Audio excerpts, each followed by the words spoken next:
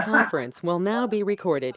All right, we'll call to order the Monterey Select Board on January 27th at 5:32 p.m. Susan and Justin are present here in Town Hall, and Frank, are you there online? Yes, I am. All right, and we also, the Yes. Finance Committee Yes, we present. can. We have Roger Tryon and Steve Pullen in Town Hall. We have Jeff Zimmerman online, so we have all members of both boards. And our first item of business is an update from the Collins Center about the regional EMS study. So I think Stephanie, thank you for joining us. You're here to present Yes. an update on that. Thank you for making some time to speak with us. Thank you so much. Before I get started, can I request screen share ability? Oh, I have to do that. He's doing it, hang on. It would also be good if we could have her larger, so we can actually see her while she's talking. Let's see.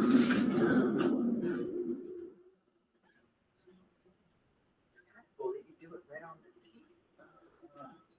Never done it here. See, screen share. First time with the new system, Stephanie, he's getting there. Give me a second. That's okay. Got to try it on somebody. Yeah, oh, there it is, right there. Share screen. But we don't need to share our screen. She needs to share her She screen. needs permission to share. Yeah, I know, I have to find. Where do I find her? Maybe go There, to there we go. Oh, hold on.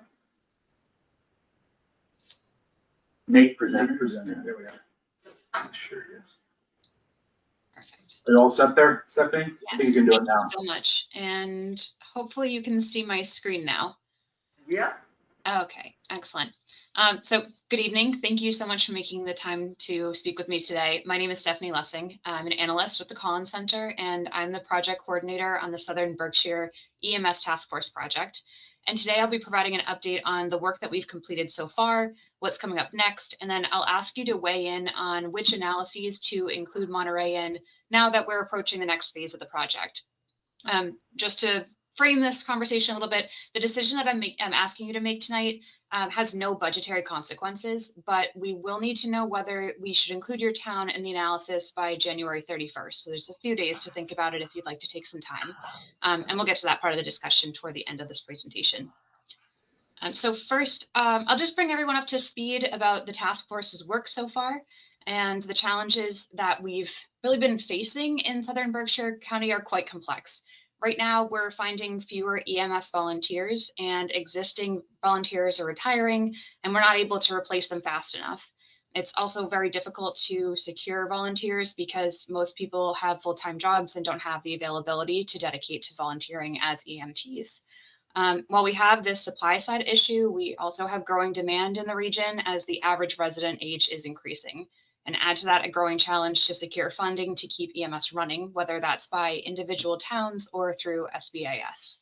So the Southern Berkshire EMS Task Force was created to conduct a feasibility study for developing a regionalized EMS service delivery model.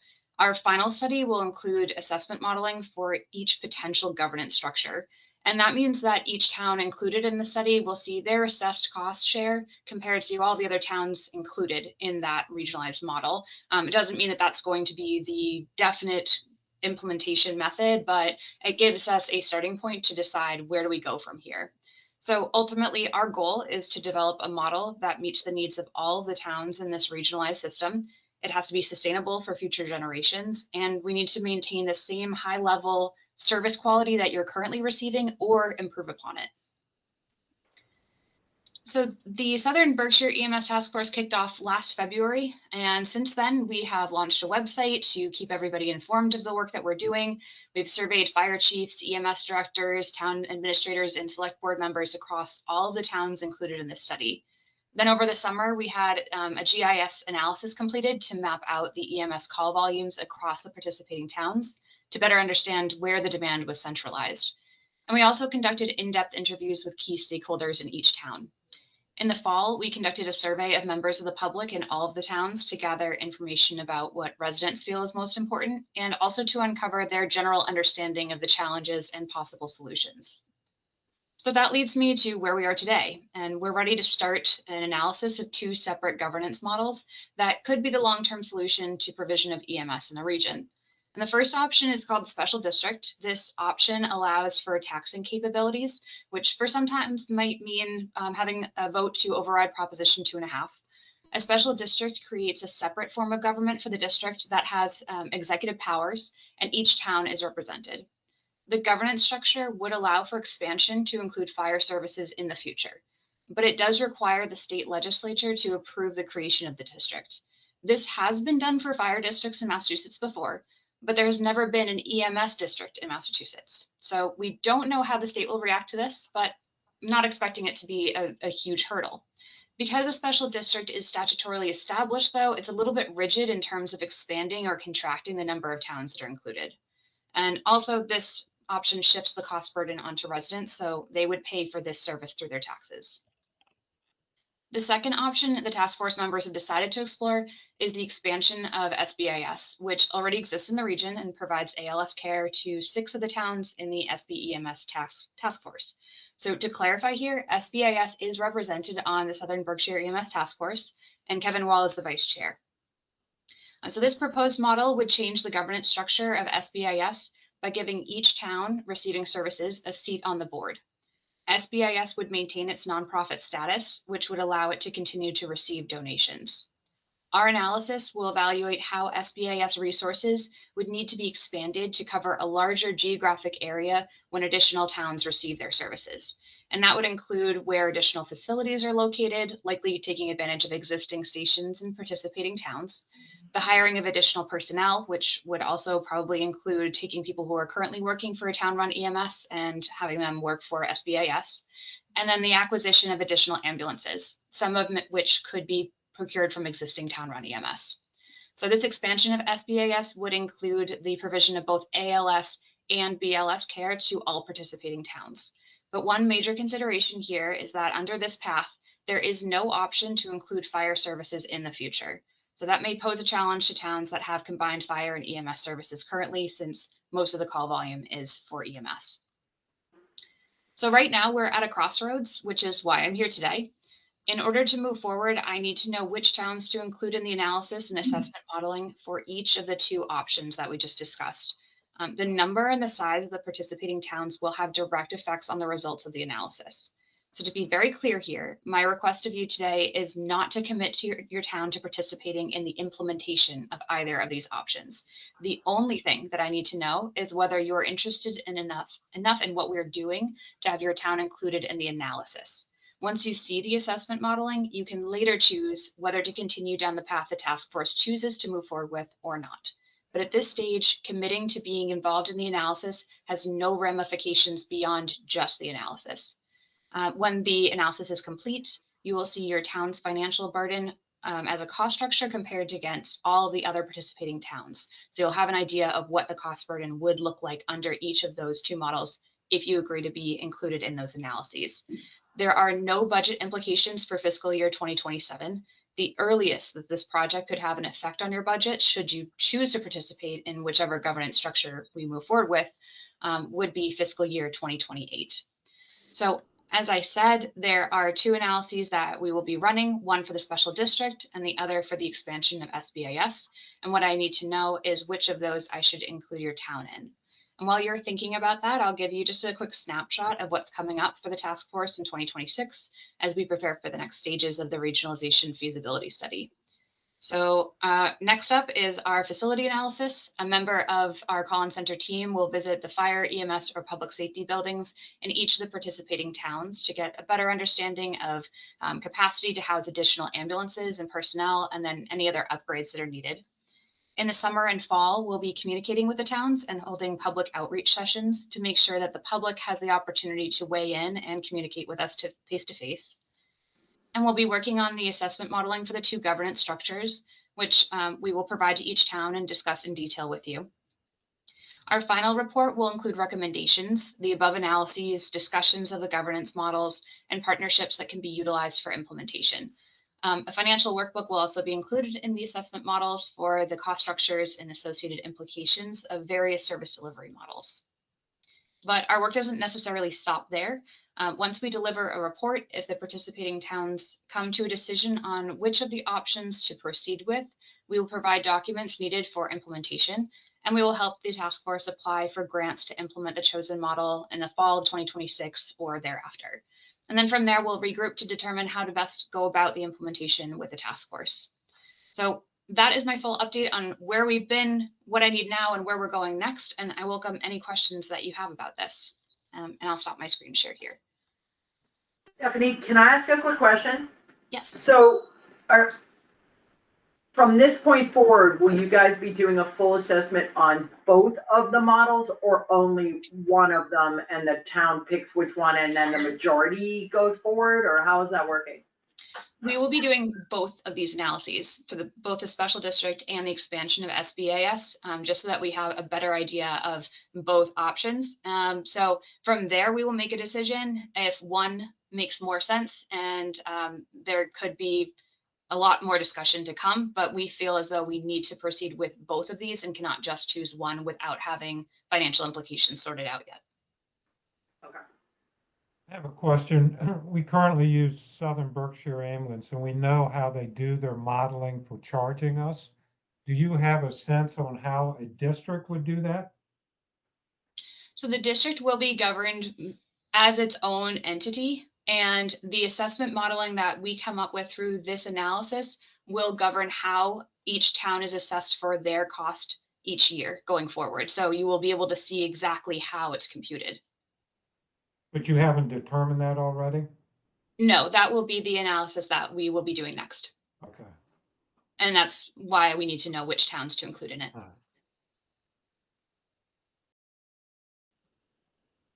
So won't, don't you have to include all the towns in both sets of analysis? But our raising our hand to either one is just an idea of which one we feel might best fit us? I'm asking for, preferably, we would like to see you say that you consent to being involved in both of these analyses. You'll be able to choose as a regionalized model after which one to go with. Not every town that was originally on the task force for this project has decided to continue based on a variety of factors. And for that reason, because every town that decides one way or the other will have a measurable impact on the financial implications, it's best if we have a better sense of who is in this regionalized model before we create the assessment. If I assume everyone is in it, and then towns decide that they don't want to be involved after all, we have to redo the entire assessment model. So it's best to start with who really does want to stay in this exercise to begin with. Can we ask can we ask from the start how many towns have dropped out of the study? And who? Yes. We started with 14. We are now at 8 currently. It's easier for me to read to you who are the 8 towns that are still participating, if that's okay with you. Yes. They are Alford, Egremont, Great Barrington, Monterey, Mount Washington, New Marlborough, Sheffield, and Sandisfield.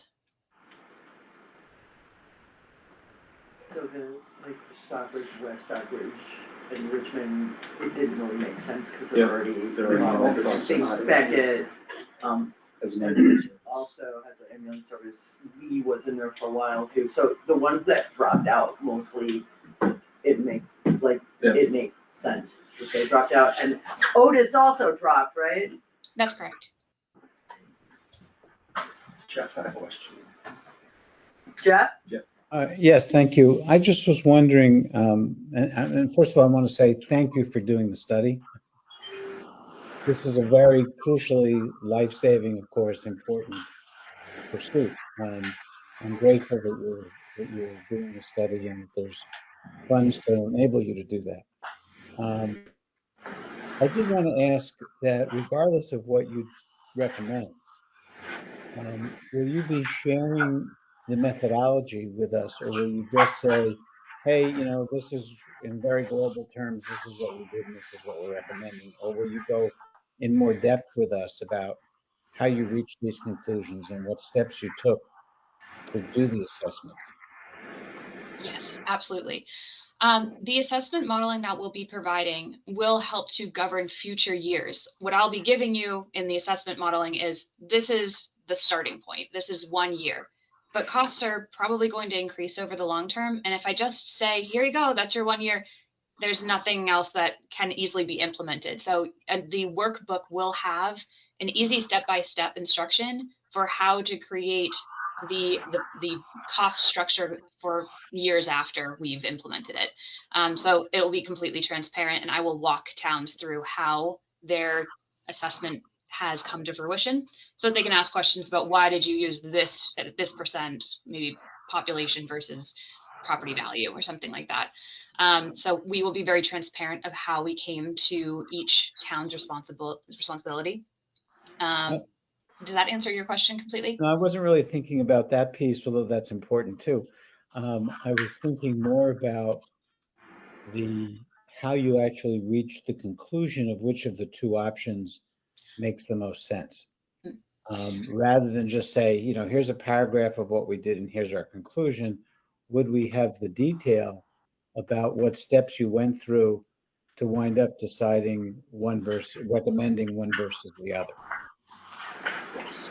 So we will be documenting completely how a decision is made, but to be clear, the Collins Center's responsibility will be to provide the assessment modeling for these two governance structures. The task force, which is comprised of all of the towns involved in the regionalized model, will be deciding amongst themselves which of those to proceed with, if any at all. So the Collins Center will not make a decision and say, this is the one that you have to go through. The task force will be responsible for making that decision, and we will document what decision was made and why. I'm more interested in the process of how the Collins Center aggregated the information and came up with its own ideas. And that whole initial process is something that's of great interest to me. So thank you. Thank you. I'd be disappointed if we just got the Collins Center did it, and here's what the Collins Center reported back to the task force. That would seem like it was really lacking. So you're looking for more of the methodology behind how did we decide where a station should be, how much this should cost, how many personnel need to be employed. All of that is the detail of how we got to the numbers that we get to. I think that's really important to really have that understanding, so the town can then be able to see that and evaluate it. I guess, yeah. Oh, yes, I don't need to say more about that. Thank Absolutely. Thank you. Chris, do you have any questions? None that are gonna be bearing on today, I don't think. Okay.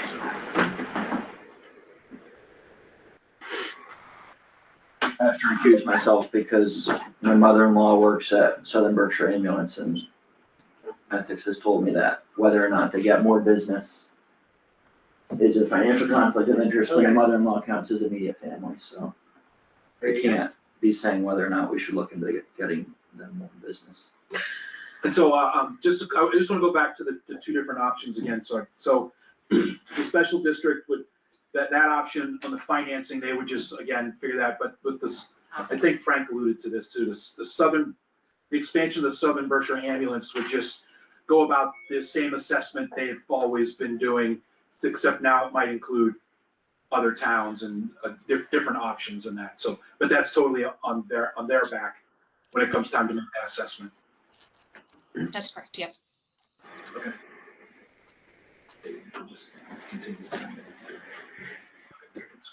Although the financial structure will be more, if I remember correctly from our conversations about this in meetings with the task force, part of what you would be discussing should we, in the expansion of SBA, would be how the town's responsibilities are calculated. So currently, the only thing they're using for calculating the apportionment is, Service calls? no, EQ. is the EQV of the towns. That's the only factor in the current calculations, and as I understood it, it's possible the Collins will recommend a formula that's a little more weighted with other factors as well, correct? We would recommend that, but under this model, SBAS will have the opportunity to decide otherwise. But the major change for SBAS for this governance model would be having each town have a seat on the board, and therefore being able to push forward on changing the assessment modeling that's being used. Which, by the way, I asked for several years ago and was roundly drummed upon for even suggesting it because there were just too many board members. So just to let you know that this has been brought up previously. Not that I'm bitter about that or anything, Stephanie.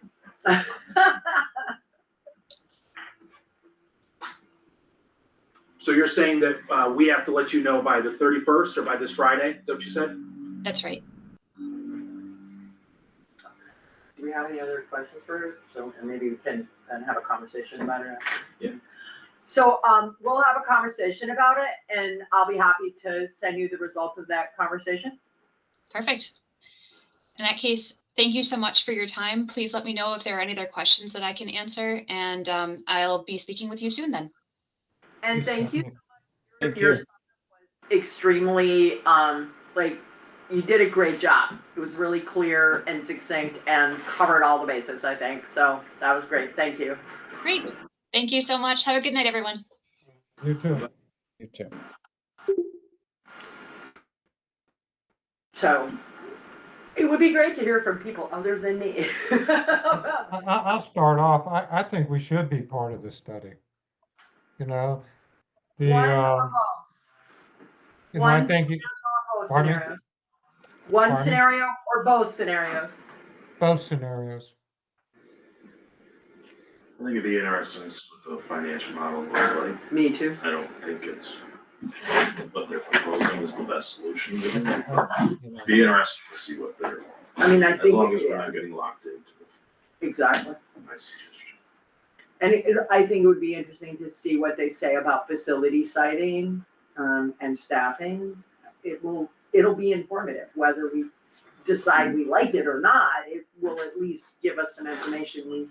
It may be the same as the previous study that was done, but there's no guarantee of that, you know?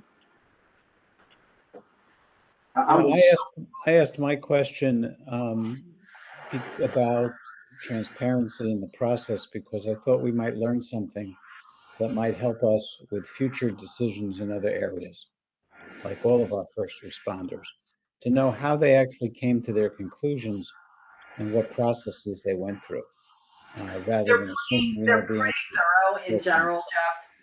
I'm sorry? Sorry? They usually lay out their whole process. Great. They're pretty thorough that way. I mean, you know, the data, then That may they be try to helpful. back it up with whatever data they can get. That may be helpful to us in other similar situations that we have to evaluate over the next few years, just to know their process. I have some questions about the differences between the two methods. I can understand in a special tax district, there's no way you're getting out of it once you're in it. I mean, it would really take an act of God, not even to mention it. Anyway, but the other method, which sounds almost like what they're doing now with some nuances of board members and methodology of how to allocate. It doesn't sound like it's so difficult to get out. And if any one of the participants gets out, the whole thing starts to blow up. So I'm not sure if this is, the alternative, does it include a long-term agreement that you cannot back out of? No town can back out of? That's a good question. I could bring it up. I don't believe so. And I agree that if towns choose to withdraw, it's gonna alter the structure. I would imagine the biggest problem would be if the expansion involves additional facilities, which, just to make it clear, one of the things they did, and I can send this to you, which I thought was actually helpful for us as an overview, was to talk about, because of distance, how like what regions were within the like, what is it, the 4-minute response time, the 8-minute response time, et cetera. We're in the black zone, man. Right, we're outside their ability to reach us, and we're actually at, you know, Otis can get here faster, but even they can take too long to get here, so that in and of itself, if nothing else came out of this study, that map was helpful to me to give me perspective on realistic service time, I'll call it. But that implies that in order to get the kind of service that is recommended in terms of time to arrival, it requires a depot of some kind closer. So. Well, I would think, like the school district signs a bond, every town is on the hook for that bond. There's no dropping out of the district. That bond is forever, right? I mean, not forever, okay, it's 20 years, 30 years, whatever. But realistically, it's But they're very gonna hard be to get buying out of that. ambulances and they're not gonna be paying cash. So I can see financing going on a lot. And so then the whole concept of anybody being able to go in or out makes financing pretty tricky. Honestly, I'm a lot less worried about the cost of the ambulance than the cost of the facility. Well, Because, and Stockbridge and West Stockbridge dealt with this by Stockbridge just basically saying, look, we don't wanna ever have a future fight about the facility. We're just gonna outright own the facility, even though it's a shared service, because it's on our property and done deal. And like, they were able to manage that, but it was an interesting choice, and I don't blame them for it. It basically solves the problem of future disputes over a jointly owned facility, or jointly built, or whatever, finance facility. Roger, where are you falling? Oh, I'm just listening. This is all kind of new to me. And I see in some ways the desirability of a special district. I, however, have big reservations for 2 reasons. One is the one you mentioned, it's very hard to get out of. The other piece that makes me very nervous is that there's this idea that, well, it won't be in the town budget. But the taxpayers are still getting hit, and at that point, they have even less input Right. into it. They have a member on that board, but. Well, fortunately, we citizens have a special tax district already in this town, so we all know what it means. And we know we voted down one proposed for Lake Garfield. So there's been a lot of education already among the citizenry about what special tax districts mean, so that helps. And on top of that, even though she said she didn't think it would be that hard to get it through the legislature, we can't even get the right to kick someone out of office if they're not doing the job after trying twice. And that seems like a no-brainer. Lots of other towns have it. Like, it's not even hard. Like, why is it even a problem? So I'm a little more questioning how easy that would even be to achieve if everybody wanted it. And no other area of the state has a special tax district for ambulances. As far as I know, nowhere does. That's what she said. That's what she Not said. even just. It's never been Mashpee, done, any just state. fire. There's Fire has rolled in ambulance has never. Never been a sepaate. Right, a separate thing. And I think that's part of their interest in it, because it would be a new thing. What was that? I said, here's your sign, that there isn't a EMS only district. Yeah. Anywhere. Although, Especially I just have to say, just because something's never been done doesn't mean it's not a good idea. Lots of things end up being done and turn out they were a good idea, so, on the other hand. So, okay, that's, you know, do you have an opinion, Roger? Sometimes it's easier to just kind of continue with what you're doing. I would, if anything, I would just stick with Southern Berkshire Ambulance. I could see the special district becoming a big problem, you know, for all those reasons. I mean, we've been dealing with Southern Berkshire Ambulance, the devil you know, the devil you don't. So I would probably expand with Southern Berkshire Ambulance if I was to do any of those, just to look at it and see what it meant. I Do you know, think it's a problem for them to say we're okay for them to look at both? We're not committing to yeah, doing anything. I think it's okay. I mean, we're not committing to anything. They don't want a commitment at this point. And I think it's what we're used to.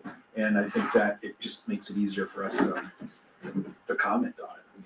So I think in one way, but it'd be good to see what the special district was and what it meant and what the cost would be. And even having town representative on their board might help a little bit. You think? At least it would open, and with them putting forward, look, just using EQV isn't an acceptable methodology, I think it would matter. Yeah, I mean, if Southern Berkshire Ambulance was open to a different form of assessment, coming up with those numbers, that might be helpful as well, because we know we feel a heavy burden based upon what some of the other towns that are using them as, more assistance, just paying by ride, paying by pickup, paying by transfer. It's different. It'd be nice to have, it'd be nice to see what that actually would come to. Especially as their costs to us have escalated so dramatically over the last 4 or 5 years.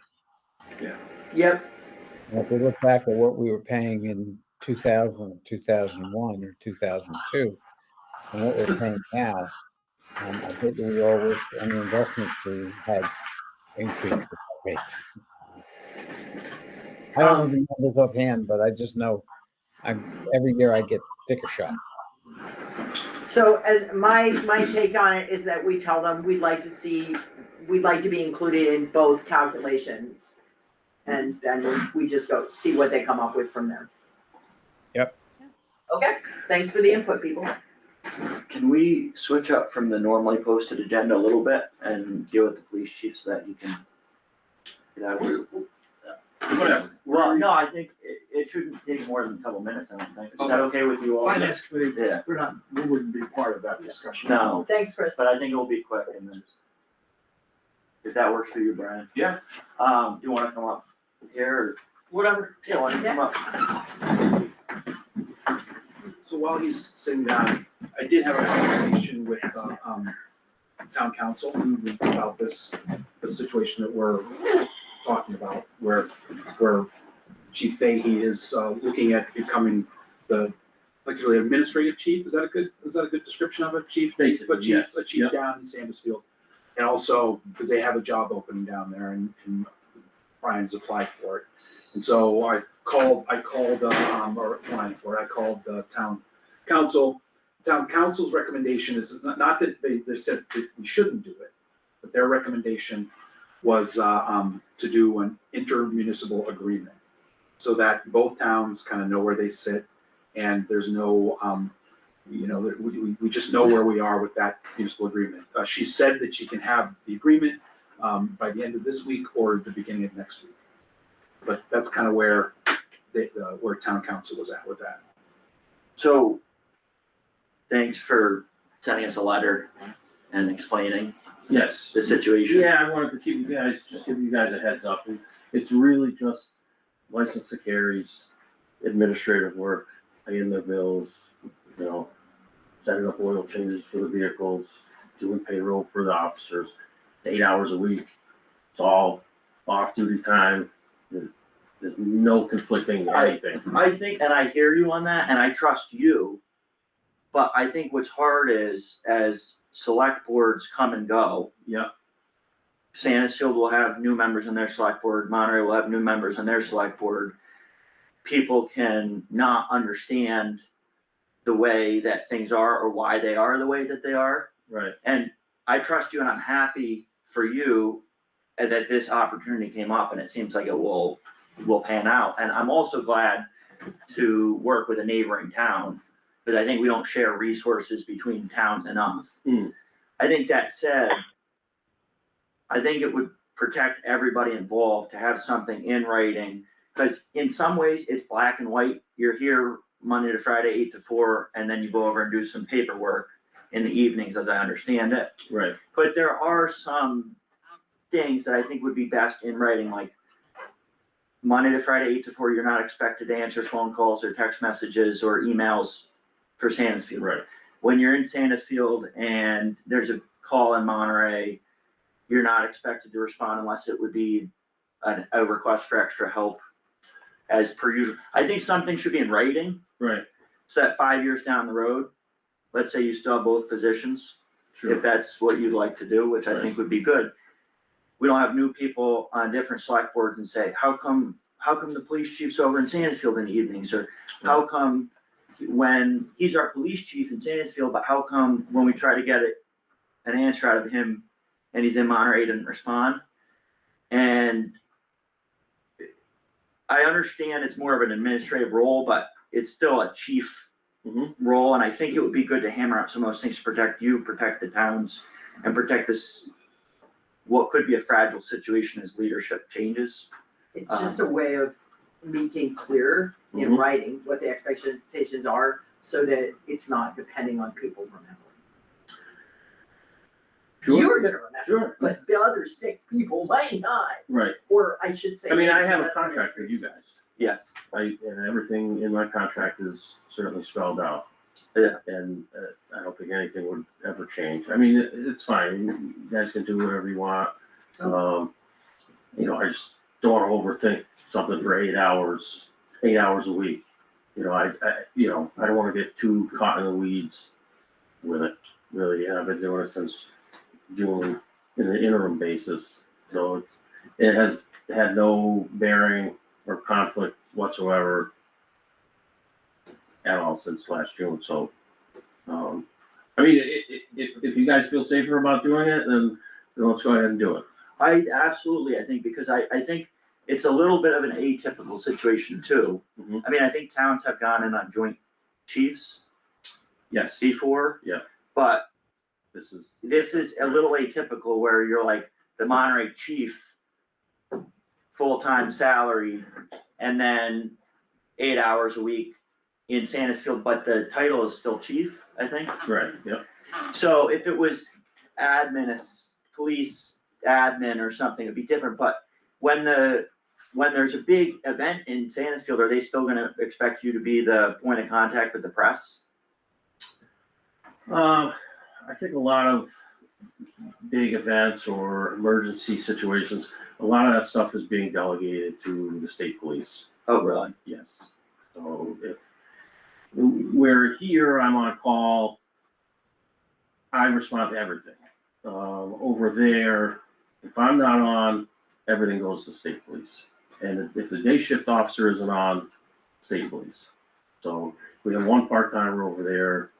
I mean, it doesn't work very much, but, you know, anything off hours, state police. I didn't even realize that. Right, we're here, well, you Do know. they pay do you pay a fee to have that happen? The state, No, you pay the state police if you want them to work in your town for 8 hours. Then you pay them like detail rate. If you wanted an officer in town for an 8-hour shift, you have to pay them detail rate. But they have a few cruisers on, you know, you just don't know when they're gonna get there. You could have a trooper on and he's in Alford, and then, you know, you have a domestic, and they'll get there when they get there. But if you wanted to have a trooper in town, they put it out as a detail, from what I understand. So they're just gonna have a slower response time Yes, in the evenings? yes. Where the prior chief that was over there, he was like me. He would respond from his house. Mhm. So if there was domestic or something like that, but we just don't have that luxury anymore over there.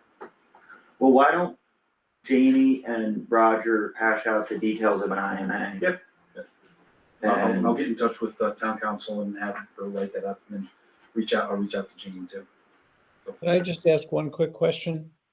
yeah, Jeff, Thank you, and thank you, Chief, for being so transparent about all of this. Of course. I was wondering, though, could you foresee a situation where inadvertently you could be in a conflict of interest between Monterey and Sandisfield, and not know kind of who to serve at the moment, or have competing interests from one town to the next? I don't know if that would be the case. I'm trying to think of a situation, but I thought maybe you might be able to think of a situation since would have the same position in both towns. Right, I But, honestly, I can't think of anything. I've thought, and I can't think of anything that would be conflicting. And again, if something happened in Monterey is my top priority. And everything over there would be delegated to other officers or state police. Yep. So, Okay. Can I just ask, I know the state has regulations about everything towns do. I mean, they even have job descriptions for everybody that has to work in the town, like we have to have a veterans officer, okay? It's a mandate, we have to pay for veterans, and we share with 4 or 5 other towns, okay? So are there specific state regulations for a town to have a police chief? Do you have to have a police chief? And does that police chief have to have certain responsibilities? It just seems a little bit odd that they don't have a mandated description of what. I don't think a the police town chief should do. has to have a police chief.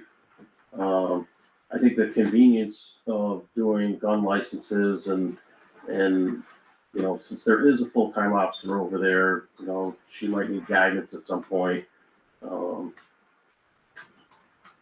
But, generally, I think if a town did not have a police chief, I think people would have to go to the state police to get like their gun licenses or something like that, but. Do the sheriffs do that too? Do the sheriffs I do that? don't know, I don't think the sheriffs do it, I think you have to go to the state police. So you're not aware of a state mandated requirement, For job police chief. description for a police chief? Correct, yeah, I don't think so. Wow. So, yeah. The state, I know. he asks for everything. Right. Actually, I gotta say, I don't know that I think this may be wrong. The AI overview actually says mass law generally requires towns to have a police department, which implies having an officer in charge, often appointed by the select board, and it gives the citation, but There are plenty of towns, even not that far from here, that don't have they police don't, right, departments. exactly. Yeah, I don't think Mount Washington. Mount Washington has a definitely chief. does, yeah. I think Alfred has an administrative chief. Mhm. Yeah, Well, there aren't many towns. I that think don't. also the legal people can sort out the legal questions, but that's helpful, and then it's transparent, and then 5 years down the road, people say, what's the deal? And then it's in writing. Right. And we have a trial run too. Right. Right, and Well, it's worked well. If anything, maybe 5 years down the road, we can share services and actually merge departments. Yeah. I'm not, maybe.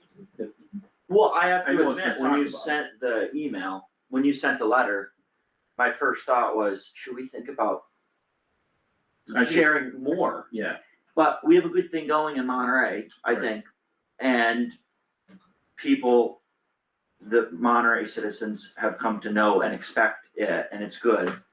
And so I think we'd have to be really thoughtful about changing that, and I don't know if now is the time to do that. Why don't we start with? Yeah.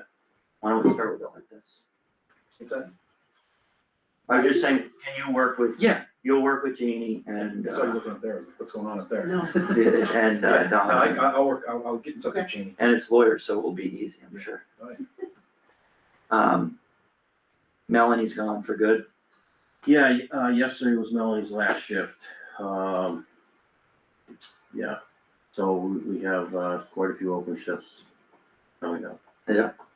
And we have a couple people from New Marlboro willing to Yeah, so, fill in. yeah, it's funny that we're talking about this, but yeah, so the chief in New Marlboro and Officer Kresiak want to be appointed here. So they'll help out when they can and fill in when they can, I don't expect them to take every shift that Melanie had. But, there'll be a good stopgap until we can figure out what we're gonna do. Do So we now- know why she left? Is that public information? Yes. On good terms. Yeah, no, it was on good terms. She, She's moving back to Texas with her family. She has family there, and so personal stuff. Got it. Did you catch that? Yeah, nothing bad. no, I mean, I think I do like towns working together.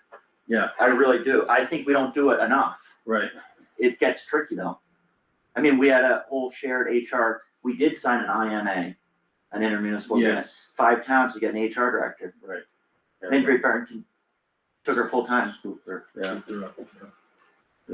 They totally Yeah. I said, will say, I always thought it was too many towns, Sharon. I'm not saying it I wasn't, always thought it was I'm not doomed saying it to wasn't fail because of doomed the to number fail, of but it was towns, within yeah. what, a year?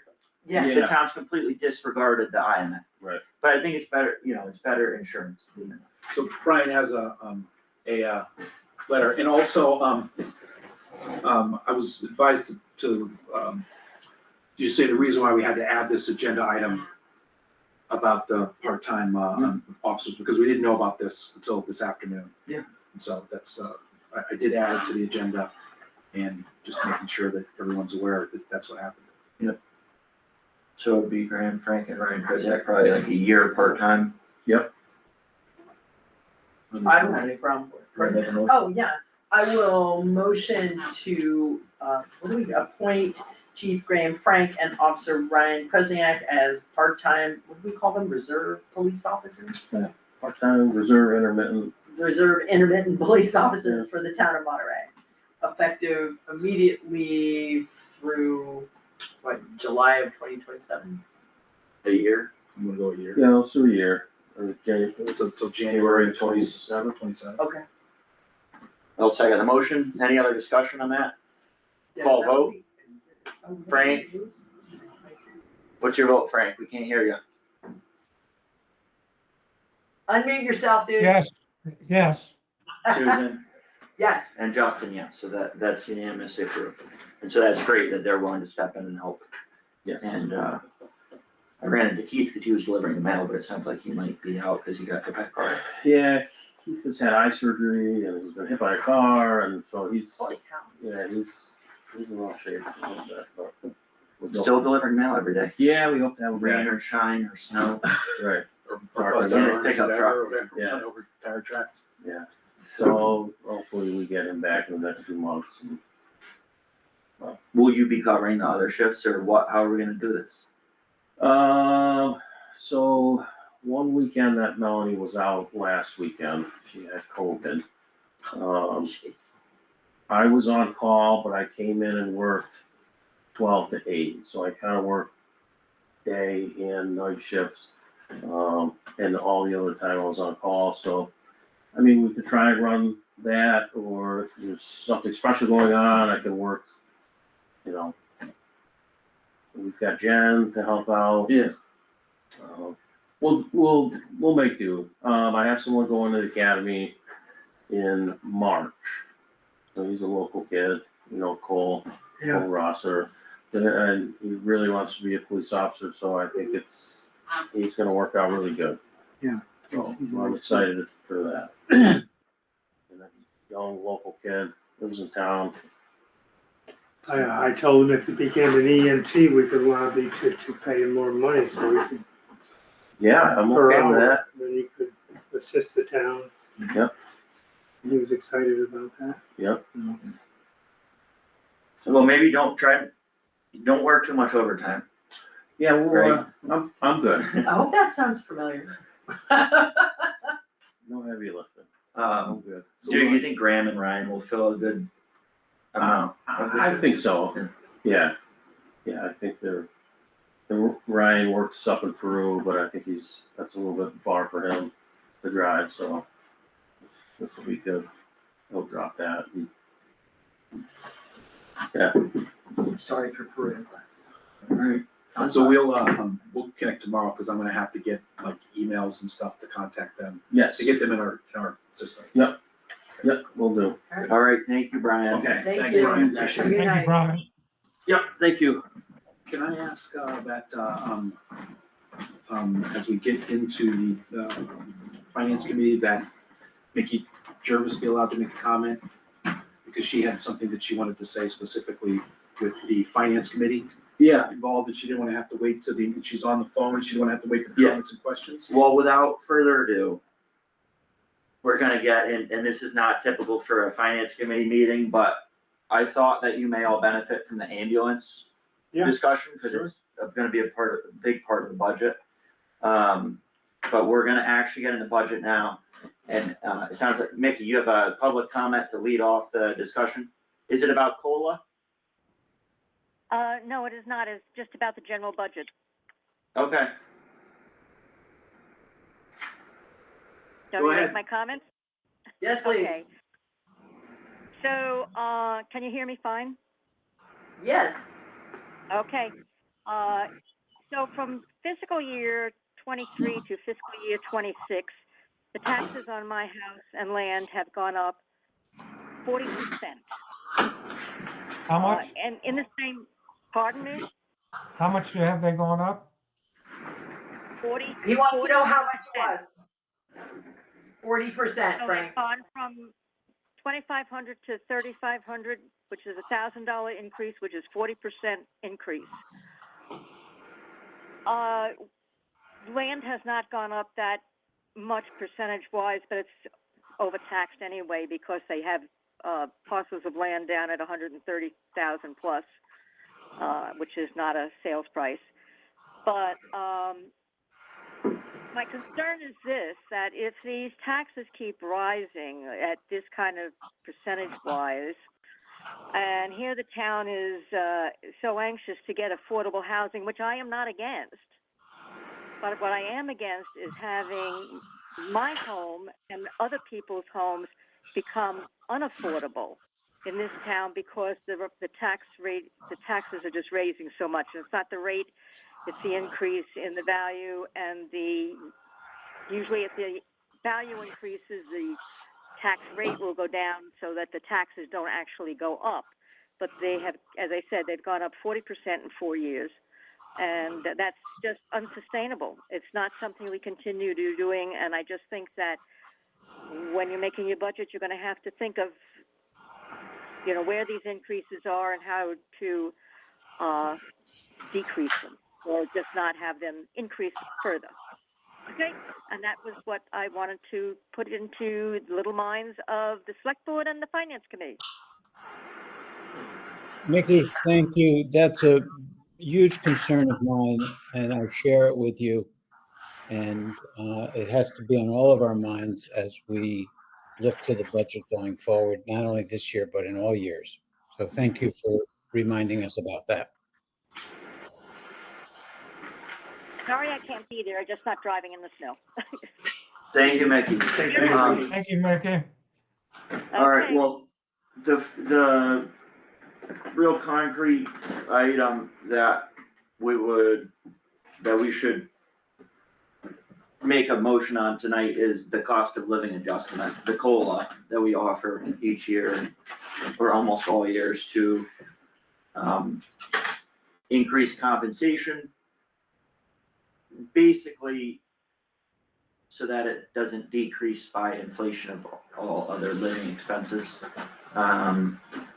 It has kind of served in some ways also to keep our wages competitive over the years, but the main goal is to offset the inflation that is inevitable almost every year as well. So we got a spreadsheet, or Roger put together a spreadsheet with the COLA figures based on all of our payroll. A 1% increase year over year would add about $17,809 to the budget. And you can double that, triple that to get your 2%, 3%, and so forth. The 3% increase would add about $53,429 to our budget based on the spreadsheet. That doesn't take into consideration other raises that we might make based on competitiveness in the marketplace, based on merit, based on any other reasons someone may get a raise. This is really just about addressing inflation. So it's good to set this figure earlier than later because some departments' budgets depend in part on their salary to set other parts of the budget. I'm thinking particularly the library. But it also just helps us get a bigger picture earlier on. And not that we can't go and change it, because bread is now $12 a loaf and gas goes up to $5 a gallon between now and April. But we should set something preliminarily, so open to feedback on what people think about COLA and what percentages they might propose, or what kind of a range they might be thinking of.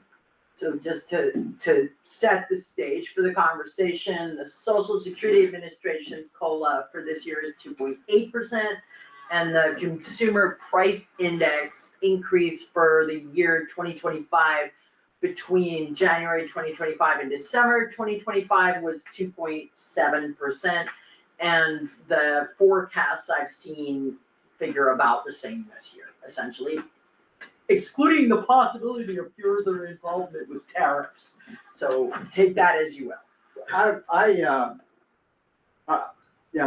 I feel like, the Social Security COLA, you realize that there's like 15 different ways to cut, by the government's own reckoning, there are 15 different CPIs, okay? So, but the one for Social Security, I think, really affects living expenses more balanced, I feel, and it's sort of a nationwide figure, because Social Security recipients are all over the world. So I like staying close to that. And to deviate from that, it really needs to be something local, catastrophic that would, or something like that. Sometimes it might deviate, but so I would really like us to stay as close as possible to the Social Security COLA. It's decided on January 1st every year, so, right now, our budget is on 6 months difference, but I think it's the best thing we can go by, just go by the Social Security. As a general policy, I would like to stay there. And so I wasn't a little clear, because I think the spreadsheet was 3%, whereas there was a comment about 2.8. But then I don't know if it automatically rounded up to 3 on the spreadsheet. No, it'll do exactly what you put in. What is confusing, and I noticed this too, Steve, is there's a 2.86% increase on the budget based on a 3% COLA. Well, that's because, the COLA doesn't affect every single budget. The line item. So there's some budgets in there, there's not a ton that are in there where it's just like a 1%. So it's not a 1-for-1 raise. Like, for So- example, the ones that are set at $1. But 2.8 is a large, there must be something more to the story for Because- 2.8. Because 2.8 is too far away, even if you count in the $1 thing. Yeah, it's just a calculation, it's just taking these two numbers and dividing, subtracting one and dividing by the other. So it's. Well, are there other things like stipends or overtime? Maybe your stipends our stipends don't usually go up by, like We did last year, we did stipends by 3% last year. well, our overnight police stipend is set at $40, but we're not gonna make it 40, No, it's, One no, our fifty. overnight is 125. our overnight police, Oh, overnight Yeah. police, yeah, or I just said, fine. they set at 40, but it's gonna stay 40, so not all of our, right? One other thing that might have popped in there is pulling out the fire inspector, because it's now Yes. included in there. Yeah. It's $3,800, but that might be enough to tweak that other thing down a little bit. And again, some of them are just like $1,000, there's no increase, but it's a value, the alternate building inspector is $1,000. Yeah. So it's, it's not like it's large, But I see your that's- The accounts that are affected will go up by 3%, if we set 3%. And Steve? So it's not 2.8, it's gonna be 3? Well, no, it's what we It's whatever we decide. decide. We could say, and I like, I looked at the spreadsheet. He calculated. Credit, I actually looked at it It's not- before I got here. It's not in stone. it is, Calculated 3, but it we is- get to decide. that's what we're doing, right? All right. This is our first, it's like a batting practice for the budget. Yeah, no, I understand. What confused me was that it talked about 2.8, but the spreadsheet had the 3 on it, that's all, that's where I was. So do we wanna set it at do we wanna set it at 2.8, or do we wanna set it at 3? Well, I I'll can- open I- that conversation. I can show you what would happen. There's something very clean about actually not making this a discretionary thing, arbitrary among the boards every year, and just saying social security. Yeah, I like it. I think there's something really clean about that removes Yeah. politics, town politics. Yeah, that's a good point. At least town politics. I thought for a But it couple is- years about that exact proposal. I did it with the church 20 some odd years ago. The pastor got social security COLA. Mhm. And then occasionally we adjusted it on top of that for seniority. But other than that, There was you one know, year, everybody understood that. I don't remember which year it was, but for maybe 2 years, there were a couple years where the social security didn't go up much and inflation was huge. And I think that, and then the town also had a few years where they didn't really give significant raises and things got really out of kilter. In because two it's hard thousand to cover twenty-three, that. it went up 8.7%. What did? 2020. Was that the I'm looking at it COLA? right No, online. what, The COLA, social security COLA. COLA was 8. There was a very large. In yeah. 1980, it was 14.3. I remember those days. Yeah, Overnight, you could get overnight money on a savings account, 20%. I know. It was your The mortgage. eighties were so In different. 1980, it was fun, yeah. Anyway, 8.7 and just 3 years ago. Right. Right, so, But I think that was because the previous. well, yeah, it years was the had whole been very COVID, low all and- that nonsense. it was a terrible, problem. Yeah. Right, so Yeah, I'm and okay with actually doing it, social security so- and going with 2.8. So I move that we match the social security COLA of 2.8. You feeling okay with that, Frank and Rod, and Well, I got some questions before I comment on the percentage. Under the fire department, we talked about listing out the fire chief, the assistant fire chief pay. Okay? Making it a line item. That way we could easily compare it to our other department heads. The other thing is the fire department, and I'm not sure how to collect these numbers, but I looked at the first quarter of the financial year and they made a substantial amount of money in other ways. Different type of overtime meetings, Kelly days, fire calls. In the first financial quarter, we paid the fire chief and assistant fire chief $4,500 for fire calls beyond their salary. So I think we need to look at the whole picture because, you know, you can look at the hourly rate, but we need to understand what that total pay is. Like if you're sitting here, like if you have a department, a highway manager going out and doing all the snow emergencies now, he gets zero compensation for that, but we send a fire department guy out, a chief, and they've earned $2,500 in one quarter. So I think we need to get you to take that spreadsheet and spread it out on how we have a picture. We have 6 months now of the two managers in the fire department and looking at what their compensation is versus just putting a percentage on it. Well, I one agree. thing, Frank, that will help be illustrative of all departments is the treasurer is generating a report for earnings by employee for 6 months. Well, okay, that would be good, but what I had Roger, Positions that have a base pay and then they have stipends or overtime, and that will give us a clearer picture of the full package. And Frank, I'm meeting with fire on Thursday to do just what Yeah. you're talking about. To pull that out and to sort of figure out what those different values are for. You sent me the email on November 7th. I can forward it to you. But I've been asking Chris, he did a spreadsheet, but he's never filled it out on where's the different compensation coming from. You know, because, you know, I think when you look at, when you look at the fire department pay, I think you got to look at, you got stipends, you got 3 full-time employees, and you got a lot of different formulas. And we need to understand out of that, well, $716,000 budgeted in this year, how are we spending that money now?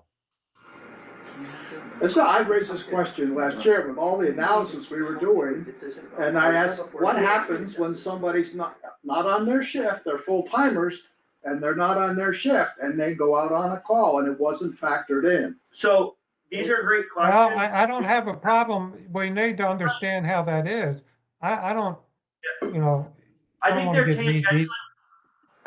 tangentially related to COLA, but what I do want to finish this discussion, if possible, on COLA itself, and then we can, even at this same meeting, we can then move on to salaries, anything to do with next year's budget. Uh-huh. But is it possible, do you think, to come to a conclusion on COLA without fleshing out all those things first? No, I think we can start with the budget number, but I do have I talked to Roger about it yesterday or today. We're looking at a 13%, depends on some of the townships, according to the Berkshire Eagle have been higher, about a 13% cost in healthcare. And, Oh, by the that's time you put that in the budget and our COLA, it's already a sizable increase in the budget year over year with those two things alone. I know, and you may have to give or take or something, I don't know, but I think, I don't have a problem putting a number in there, but what I'm encouraging to do is that if we get this enormous healthcare, we need to come back and look at it, like Mickey just talked about, what everything's increasing. And the other issue is on some of that, I know with the highway department and probably the fire department, we should look at, how do we pay compared to other departments? We have some of the data from last year. We should get it together on one sheet. What does it look like? Yeah, we definitely need to do a salary survey for highway department across the South County, but also within the department itself for parity. Yeah. Well, it's the same way with the police force. I don't know how we compare with police force. We're going to find out when we go to hire someone full time how are we competitive? Yet again, every time. Jeff, how are you feeling about the COLA number? I like the idea of tying it to some national standard. Technically, I don't think that's devoid of politics, but I think No, I meant local politics. it's devoid of local politics.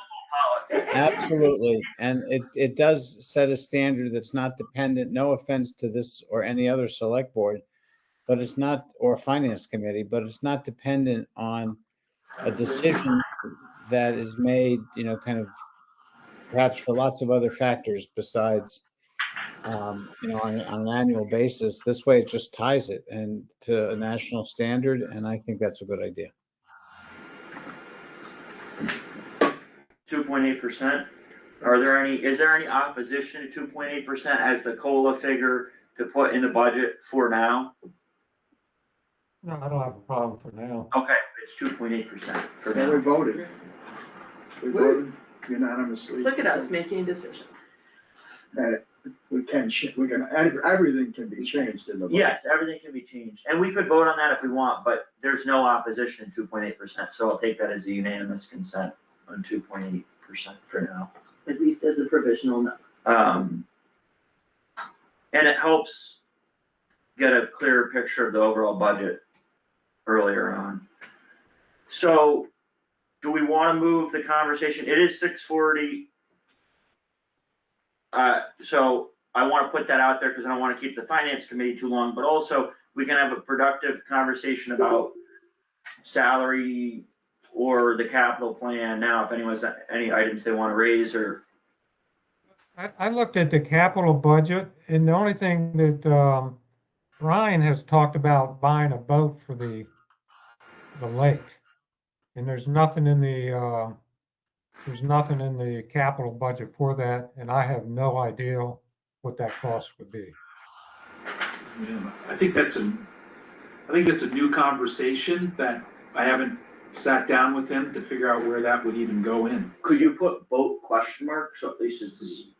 So that question, that would be a purchase of a boat for Lake Garfield? for not just like Garfield, but lakes and Monterey. So does the fire company have a boat? They do have a boat.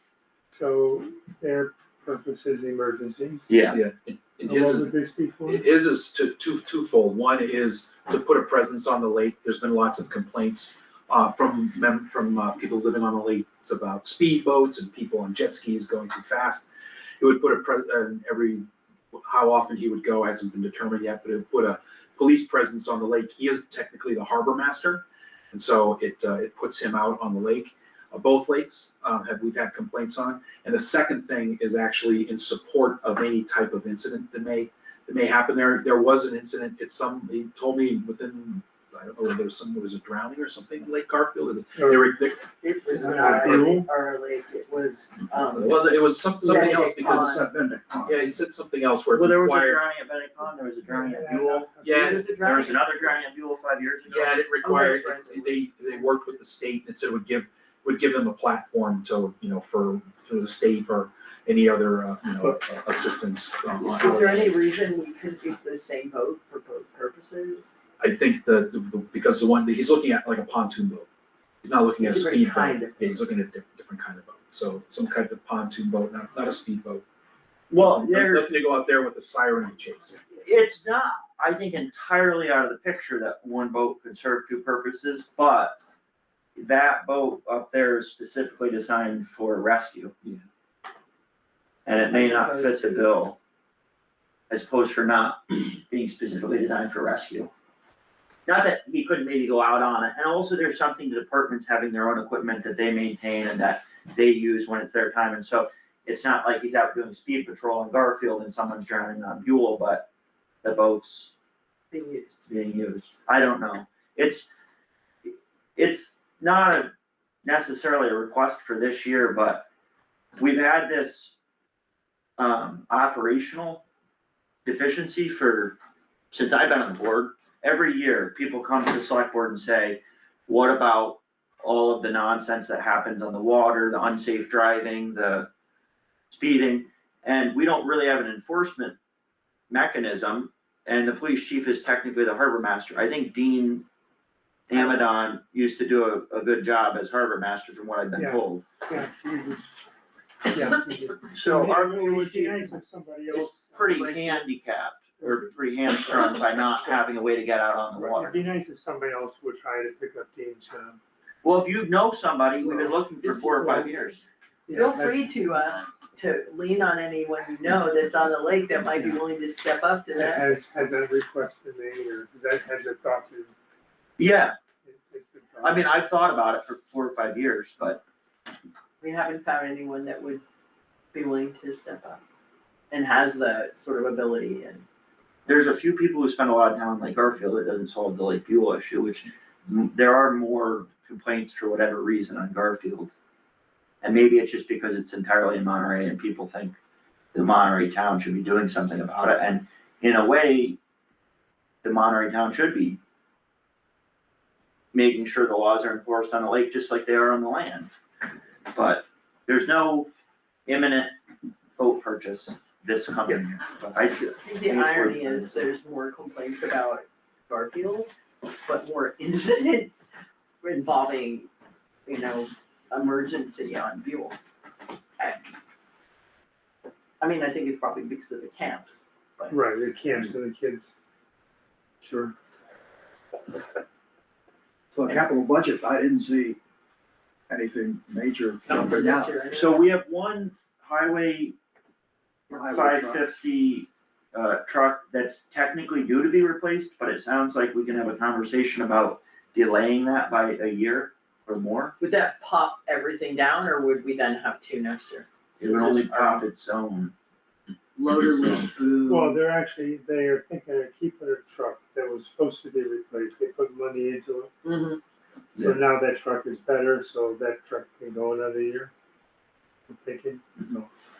So I don't think it's gonna affect anything, I think, we'll just pick up next year with. And we have a new highway superintendent, so he has a fresh set of eyes on the equipment down there. We make a capital plan and we don't always stick to it, to the letter of the law. Sometimes truck goes sooner. What was the funny coincidence is when the engine went on the police cruiser, it was due to be replaced that next year, so it all worked itself out, but had that happened a year before, we would have just. But it's great. I think it's awesome that we didn't have a capital budget for a long time. And this is an important thing to have, because at least it keeps everybody aware of what's gonna have to happen eventually, even if we can push it out further. But so it's valuable, and it gives us an opportunity to have a discussion about this one truck. Is this the year or not? I mean, that's great. And the only thing I'm concerned about is I wouldn't like to see us ending up with a truck, I guess it's a truck and a loader with boom, but at the end of the day, they're both about 220. I don't know if we need to replace that loader. We I need to, don't know either. But the point is still valid, if we push one truck back, maybe the loader maybe we can range of everything. I just don't wanna see us Yeah, hit with 500 in a year, rather than like 225 in each year, right? I'm just worried about the downstream effect. Well, so the loader's a 2018, and Yes. so we should be able to, well, it's a good loader, so. I mean, and for all I know, it has another 5 years in it. I have no clue. I just wanna raise the issue so that it gets. maybe Yeah. someone One other, to go talk through all these things with Alan when it's not snowing. Yeah. 2 feet. I would be glad to. Yeah, Alan and I are meeting this Friday on the budget, but certainly on the capital plan, we could, sit down with Roger and. one other consideration is, it seems to me, if my recall serves, is that for the past number of years, kind of like, to Mickey's point, we've had fairly large capital expenses that we've asked the town to approve. It might be nice for the town if we could take a breath one year and be able to go into the meeting and say, we don't have a truck or a fire truck or some other large capital expense. And we're forestalling that reasonably so. I don't mean unreasonably so, but forestalling that for at least a year if we can. Just another angle on it. I agree with what Jeff said. And the other we could do, I know that they put a considerable amount of money in the older truck in the last month. And we could just add some extra money in maintenance and repairs for the trucks for 27. The other possibility, you could add more money to stabilization if we're dodge the bullet, we don't need to put it into capital expenditure, we could add more to stabilization, that would help us in the future, but then use stabilization for some of those additional. Yeah. We've actually not even putting in stabilization the last couple of years. A little bit here and there, like 50,000, but we haven't been taking out, and I think we're Right. sitting at. Last year we took that. We did, we took a little bit out. And I also want to point out that there's only $45,000 of free cash rolling forward. So there's a little bit over 200. Roger and I are working to rectify a major accounting issue. Yeah.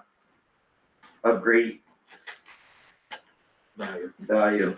The state had to certify it, so that. The state certified Go back to it. the state and ask them to recertify. I don't know, we're gonna find out. That's great.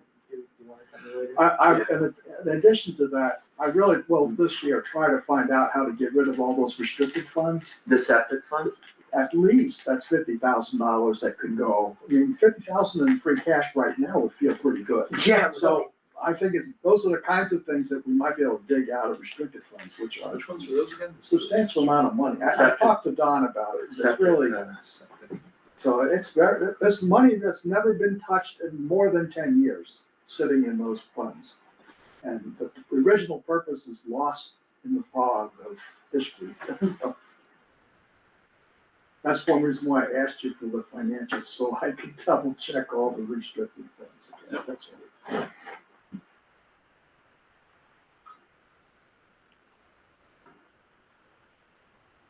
Yeah, they have an estimated life of the loader of 10 to 12 years, and it was purchased in 2018. So 28 would give it its earliest. And 2030 would be the 12 years. But it would be important that we don't add another truck to the fleet. We Yeah. have another truck in the fleet, but it's only because thought it was worthwhile to put money into a truck because the other trucks were giving you so much trouble. Yeah. But I think in the end, we do not want No, we don't need to more add the vehicles. I think if we were doing it, it would be retiring one to replace it, but if we think we can live through another year, I think it's, believe me, I'm on board with everyone who's like, let's have a year where we don't have a giant expenditure. The last thing I want is that. I think it's good too to have Alan have a new set of eyes on Yeah. things. Yeah. Because Yes. in talking about truck 16, which is the one that we had the issues with, he said that the body, the frame, everything for all it's been through with the salt and sand, he said it was in really good shape. Mhm. So it was just a few things here and there that we had problems with issues with to get it back up and running. So it's not like we're throwing away good steel when we can maybe get another year or 2 years out of it. And maybe that's what we kind of look at. We have a fresh set of eyes on the equipment that they have. Maybe the loader is in really good shape and we can get through another 3 to 5 years before we think about it and we just make adjustments to the capital plan. But it's good to have that. I think so.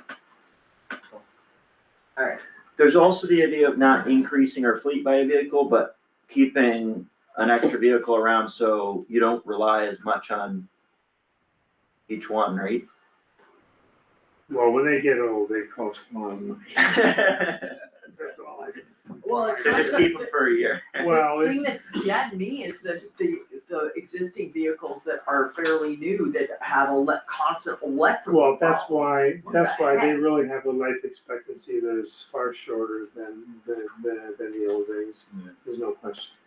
Yeah, we were a little out because the Freightliner, one of the two Freightliners has been out, not even 4 months. They were out 5 within a few months of when we got delivered. Yeah, it's been sitting there, it hasn't touched a single flake of snow. It's Oh, just- you mean to now, it's also true to now? Yeah, cause it's out, they just, Okay. they took it out, and so that was one of the other reasons why we were trying to get that 16 to work, is we had a couple trucks that had gone out, and I think that, right now, if you look at the rolling stock for, managing snow with plows on it, we technically have 6, that are out there, because the one Freightliner's out, we basically have a truck per person right now. And so. Is that including the 1 ton? Not including the 1 ton, which they can put a plow on too sometimes. So like there's the 1 ton right there. These are all the other ones, and that was out actually. I think that's still out, or maybe, I can't remember. No, they did get it. I think it's back. They brought it back. Yeah.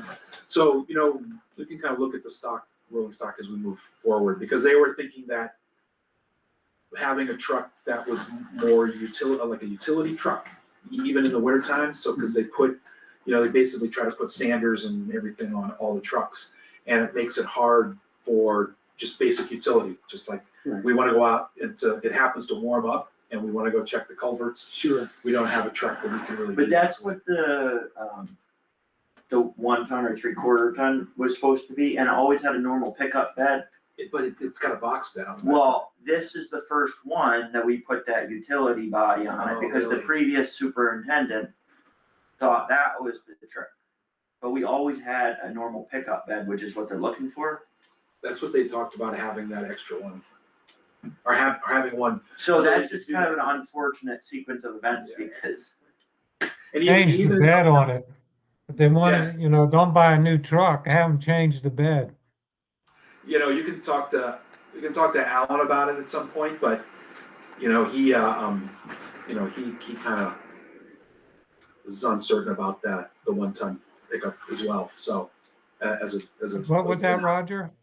well, he's a little uncertain of the 1 ton pickup as well, like its use and where it will actually be beneficial to the town. Other than- well, it's supposed to be the superintendent's truck, and then everything changed because our superintendents used to live in town. Right. And so them going out to the store on a Saturday was just naturally kind of patrolling the roads. Yeah, right. And now it's all changed that we don't have superintendents, like many of our positions don't live in town anymore. So now we have the cameras. Well, in all transparency, he was like finding it difficult to drive for 4-door, 1-ton pickup home To Richmond. to Richmond, you know? when- No, it's With- a lot of money to drive those Yeah, $100,000 trucks yeah. to carry yourself around. So he was, you know, and it's just something to look at. Like I Sure. said, it's good to have fresh eyes on the rolling stock and see what we might do. Maybe we could get an EV for the superintendent. Right, I think that'd be great. We put solar panels on that beautiful building over there. And That's a great idea. That's a great Roger's idea. become sold ever since he bought his electric The Lightning. F-150. That would kind of be a good truck for the superintendent. All right. What do you think, Roger? That'd be a good truck for this. It's the most comfortable riding truck that you've ever been in. Well, Roger, we know what kind of trucks you've been driving for the last 20 years. Yeah, really, Roger. They're still on the road. I mean, how does he ever do it? You're right. Yeah, they And your probably- father was even more. they You know, probably cost I about the think same, too. somebody else mentioned those same words. It probably cost the same thing. That big truck probably cost the same thing. What is a Lightning, like Is it EV? 50,000, 60,000? Yeah. It's Yeah. interesting. It's something to think about.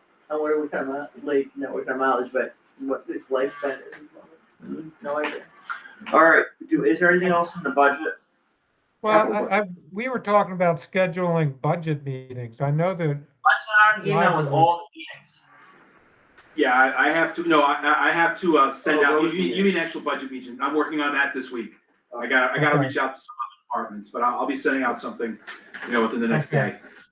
all So right, good. for next week, primarily for next week. We might be a That's right. little, We were talking about the second, third, and fourth. yeah, but I may have to, like the highway, I might have to do a little bit later, because of the snow and stuff, trying to get acclimated with. Well, that's him, but- understandable.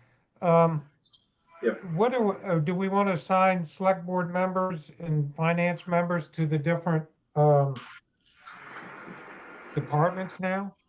Yeah, that would be good if we have a schedule. Normally, we do it that way, and then the schedule comes up, but if the schedule is being really difficult, it may be easier to do it the other way, to come up with when the Okay, that's meeting. fine. I think so. I think to know who's available when would be the best way. I don't care where I'm assigned personally. Yep. Although I usually, for obvious reasons, like to be assigned to police, but it doesn't matter to me. And I'm happy to work with any of the three of you. But I can tell you that Monday, the 2nd, I'm wide open as things stand right now.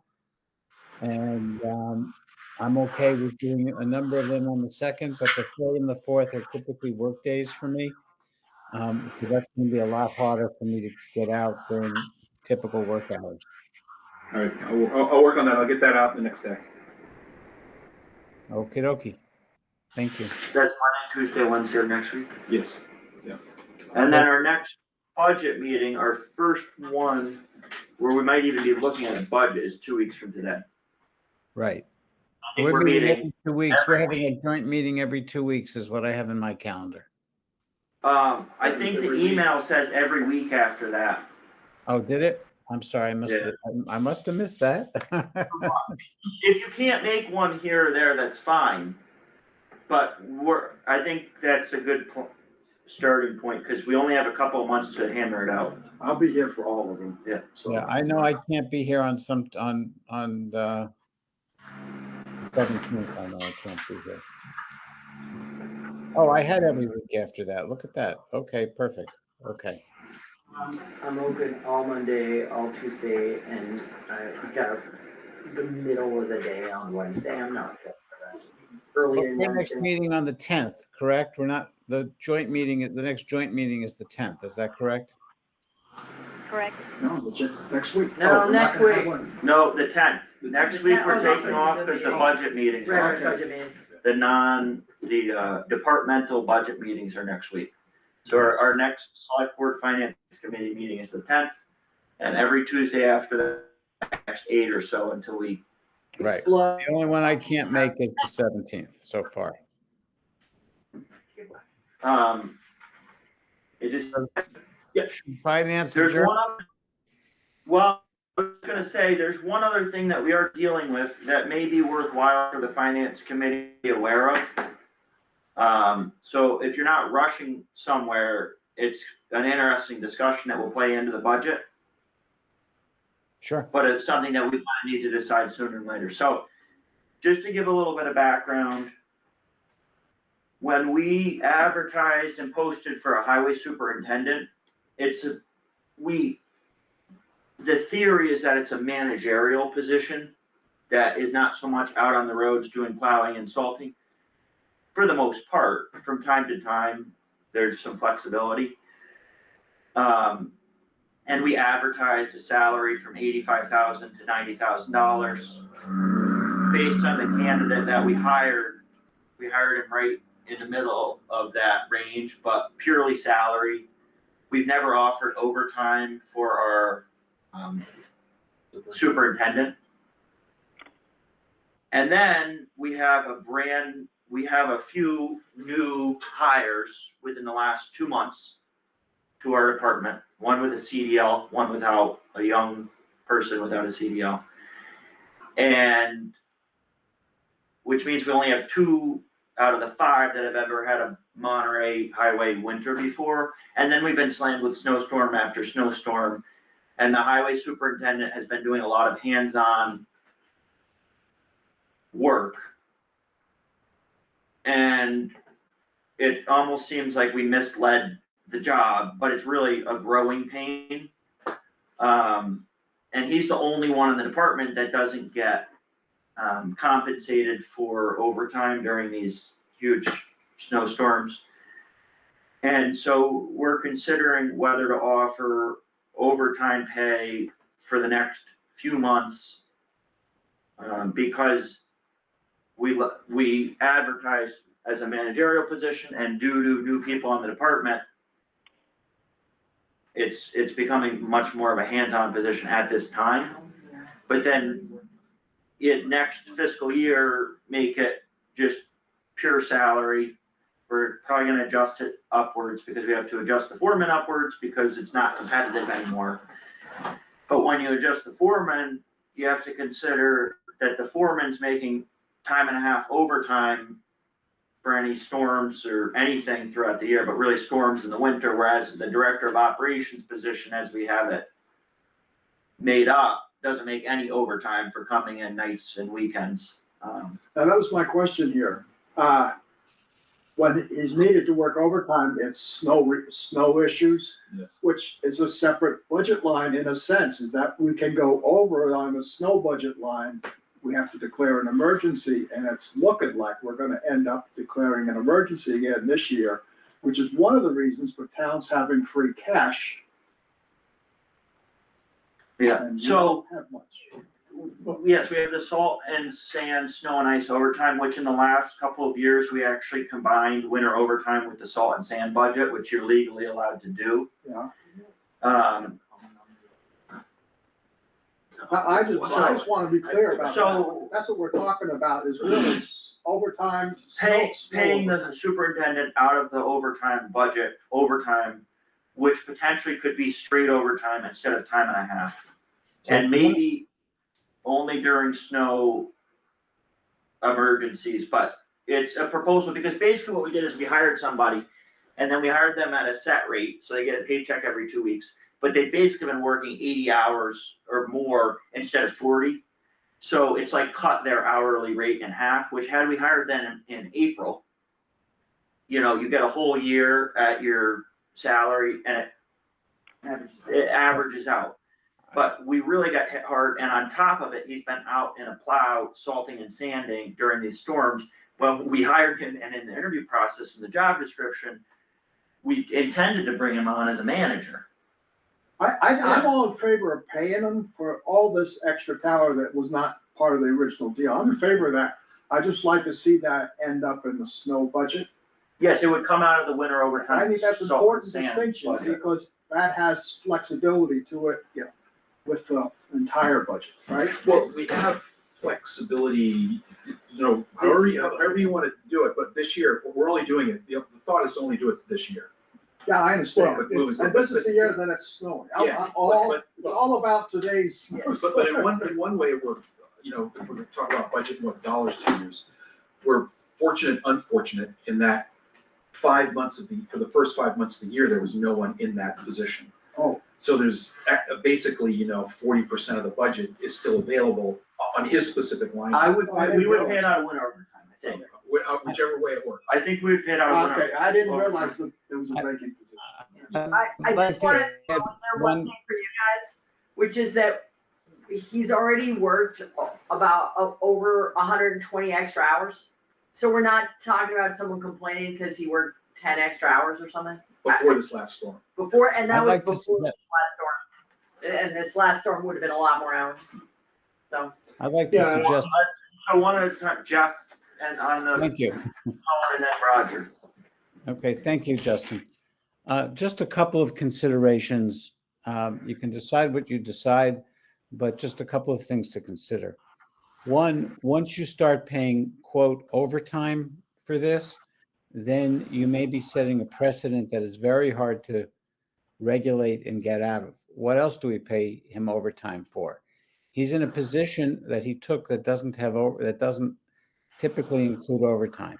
These are extenuating circumstances. I understand that. We could do something like tell him to slowly comp out the time over the summer or even from April to October, and make up and get some of that 150 hours back. That's one option. Another option would be to take some of the money that Roger was talking about and to give him a bonus later to just say, hey, thank you for all you did this winter, and here's some extra dollars. I don't know if we're allowed to give a bonus. Well, we may not be, but I think to start to pay overtime is a very slippery slope. I would much rather give him some flexibility around other hours that he might not need to work so hard, and he wants to take Fridays, Friday off in the summer or Monday off, go take it and use that against the extra time. It's just a thought, but once you start to pay overtime, then you need to be really careful about the precedent and how that affects other positions in the town where people are exempt from overtime, and what happens when they come to us and they say, he got overtime, I should get overtime. So that's a good point, Jeff, and I just want to answer a couple of his questions because we have thought about it. It's a deviation in two ways. It's very hard to give someone overtime and then take it away. But part of this picture that I would like to propose is to bring the highway superintendent salary in line with the police chief and the town administrator salaries, which would be about a $10,000 increase.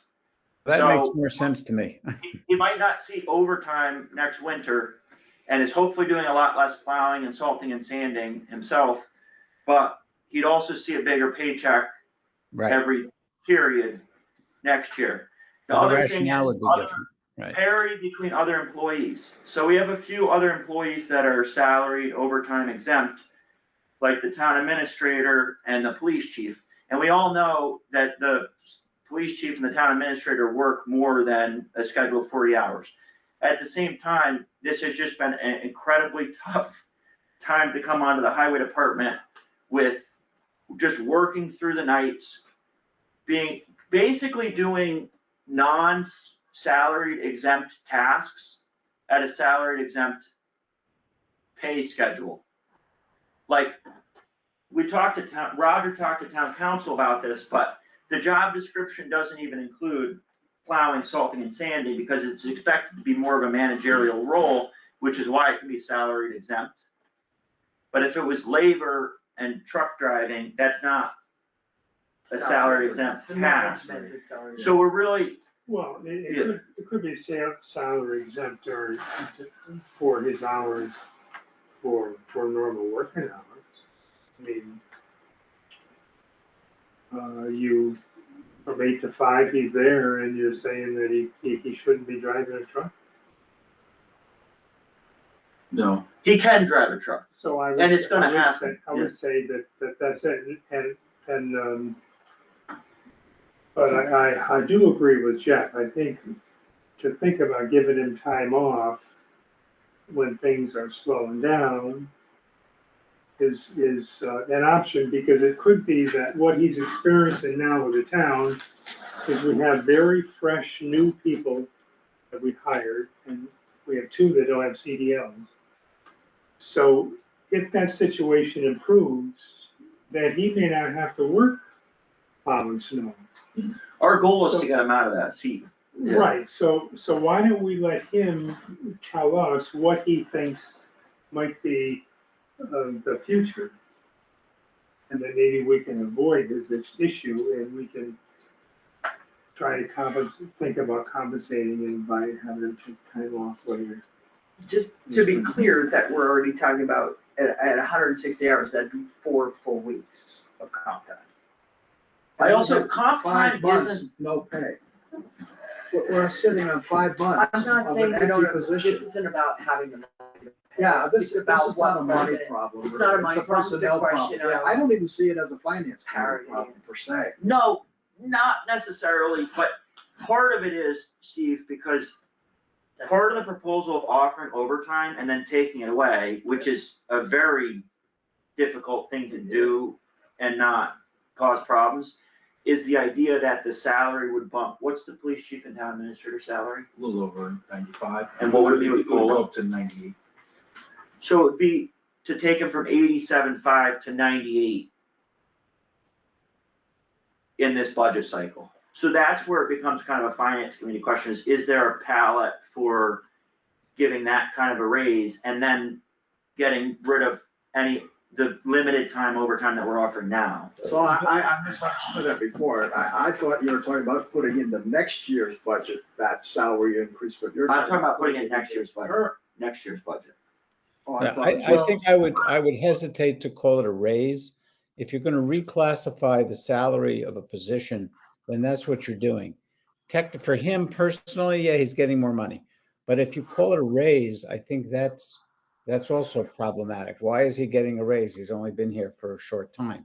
But if you say, we looked at the position and we're reclassifying the salary so that the salaries for that level are more competitive. with one another, line that with makes the other sense to me. salaries I also don't think that you have to do hour for hour. And I like the idea of saying to him, hey, we recognize you've been working really hard. It is an exempt position. We want to make sure that being new, that your morale is good. And what ideas do you have? Like Roger Tryon was saying, what ideas do you have so that you can feel good about it? But I think I would hesitate to call it a raise or even a overtime. But that if we want to reclassify the position, that the salary range for that position, that makes more sense to me. I've been down this road before, and I know that there are people in exempt positions that don't take non-exempt positions because they want the ability to make overtime. If I didn't mix those two up at this late hour for me, but they don't take the higher position because they want to be able to still get overtime. But that's part of what happens when you are in a managerial position. You do the job, and you don't, not by the It's hour. just managerial positions, like the town administrator is a great example. He comes to work early, he stays late, he gets things done, he answers emails on the weekend, Right. maybe more than he needs to. But that's like at 6 or 7 p.m. That's not, and not to put please don't take this as an offense, but it's not staying up all through the whole night, 3 days. sitting in a plow 3 Well, days in a row. The other thing that came to my mind, Justin, was this may sound a little weird, but do we hire him for kind of a part-time gig?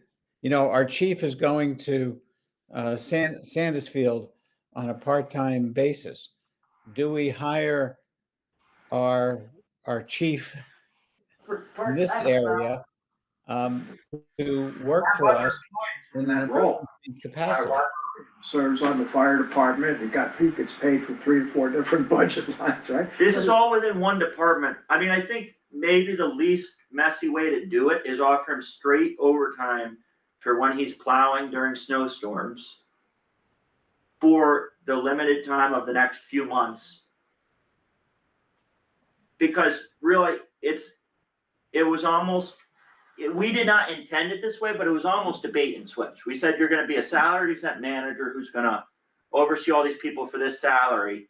And then it really ended up being, he's in the plow truck nonstop and has basically cut his hourly rate in half. Yes, it's salaried exempt. There's some understanding you're gonna do a little bit more here.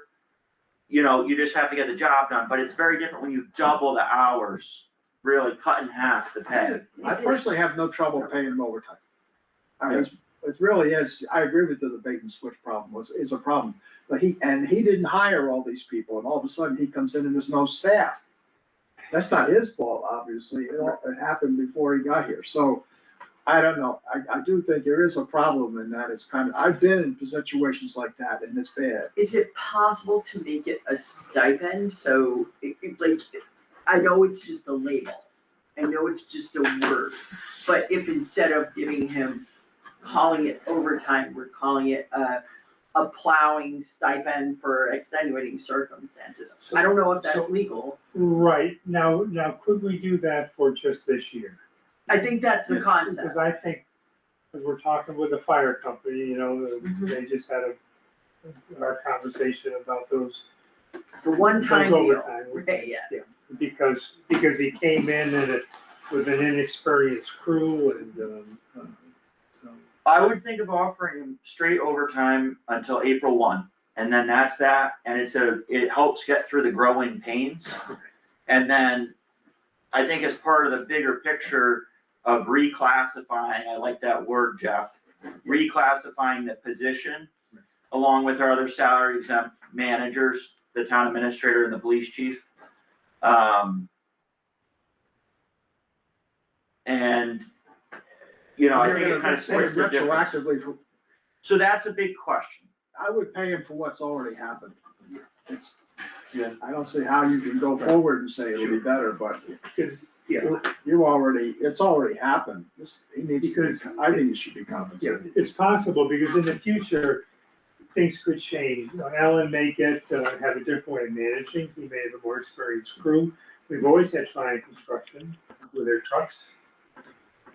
And so if we had those people on board, it doesn't have to be Lee, it could be somebody else that had a truck that's comparable to the town, where they would agree to come in these situations so that Alan wouldn't have to do that. So I think these are the things that we can put out to Alan over the next period of time to try to solve things for next year. I just want to say, I think this is a slippery slope. And when there's a big crisis in town hall and Roger does what he's already doing, but that goes into, full gear, or there's a big problem and the chief is going into full gear. I mean, this is what jobs at this level, and whether it's a small town or other places, require. And part of the reason you do that is because you're a damn good employee and you want to show your commitment to it. And that's why Roger's there at 6 a.m. or however early he's there and stays late. And that's why many of us, I'm sure, Roger, in your properties, you're up early and working late. You have nobody to report to necessarily, but you're doing it. And so am I, and so is Lauren, and so are lots of people. And so, Susan, I'm sure faculty did that too. And just do the job you need to do. So I'm just concerned that how we word it, I agree with Susan, is important. And maybe to call it not a bonus, but to call it an honorarium or a stipend or something like that, if you wanted to do it. But I would certainly expect that you're setting a precedent. And I'm not saying people don't deserve it, but I think you are setting a precedent for when the next big thing happens for other people to say, well, you paid him, why not pay me? And then you get into all kinds of mess. One thing, Jeff, is when something happens to another salary exempt person who's been here for 3, 4, 5 years, they have years of give and take with that salary exempt wage. And they know what the job entails. And we hired him saying, this is a managerial job. This is not about sitting in the plow and plowing. This is about managing the people that do that, managing the equipment. And it just didn't unfold that way this year because of the inexperienced crew that he didn't hire. And on top of it, he walked in and then immediately was just working 80 hours a week Right, he got nonstop. slammed. Right. So it's different than someone who's worked for years and then has to put in extra time here and there. Sure.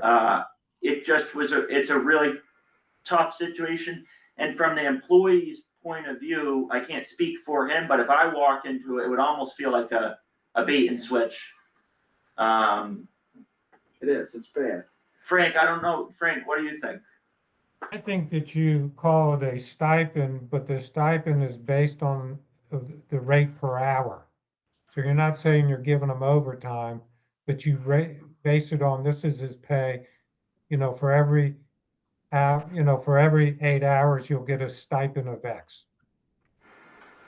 And we get it going soon. But you have to tell them, Roger has to tell them, we understand what you're saying, we appreciate everything you've done, and we plan to bring you in line with the other salary managers in the next budget, and this is a one-time thing.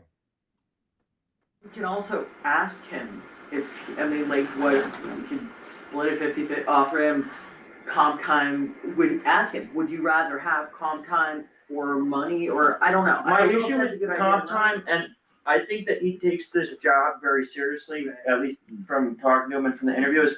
He's not gonna take it. Yeah. He's not gonna take it. I would make it because it's temporary, I would make it money. And then, he's gonna get into the summer and they're still gonna be learning because two of the Yep. employees haven't learned it. So, I think it's really important. I would do it as stipend and base the stipend on First an year in the overtime job. rate and Certainly tell what- them this is. I think it's really This important. this is what we're doing for this year, and we plan to bring your salary within the range of other department heads. Mhm. Yeah, Steve. Okay, the first year of a professional in a job is learning. You don't have time. You can ask Roger what last year was like for him while he was dealing with spreadsheets and everything else and learning how to supervise all those people. In the first years, once you're through a full year, you understand how the physical process works, the fiscal year, you understand budget. But that first year, there's no time. There's no way you can even do it within a normal week because it's just so cut. But as the second year rolls by, you know how to use the spreadsheets. It starts to get easier. So really, the idea of comp time or taking any extra time off or finding yourself with plenty of free time, it's not gonna happen in the first year. It's just not. And so I think we should recognize it's a tough job to move into. Yeah. Even if he was a road supervisor somewhere else, I don't know this, it's still a different town, there's different roads, there's all those new things that have to be learned and worked with new people and training. So I really don't mess with his time. It's a full-time job. It's gonna be a full-time job for the first year. And I think there really is, it's unfair. I was in a job like that. I only lasted 1 year. I told him to take it and shove it because I was not working 80 hours a week anymore. My wife said it was abuse. I said, okay, I quit. When your wife speaks up, it really. Yeah. So Justin, I think you got a little more than you asked for. No, I think that's great. It's a very, when Roger and I were talking and even kind of came up with a plan, it's a slippery slope and it's difficult and there's precedent and there's other employees in the organization and there's the hiring process that we just did and there's the previous people who held the same position.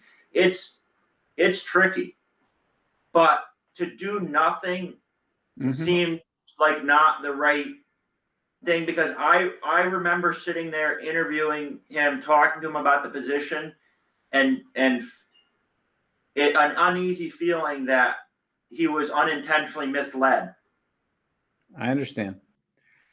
Before we adjourn, I just want to circle back to one other thing. Earlier in this meeting, I think I heard you say there was some kind of difficult issue with the accountant or some of the accounts or something. I can briefly explain that, or Roger can, but I can. So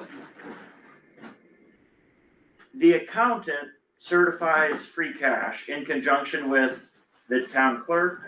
The state certifies. Well, okay, the state The certifies accountant free puts up cash. all the numbers that actually came off the books. So all this, you probably talking something with other revenues, because that's, where there's always a big. No, so it's grant deficits.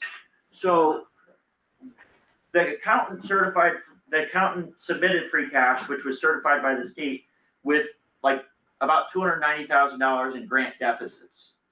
So Roger and I have started digging through the reports and immediately found large journal entry mistakes. So August of 2023. Yeah. Roger's on vacation. He put a vacation. 24.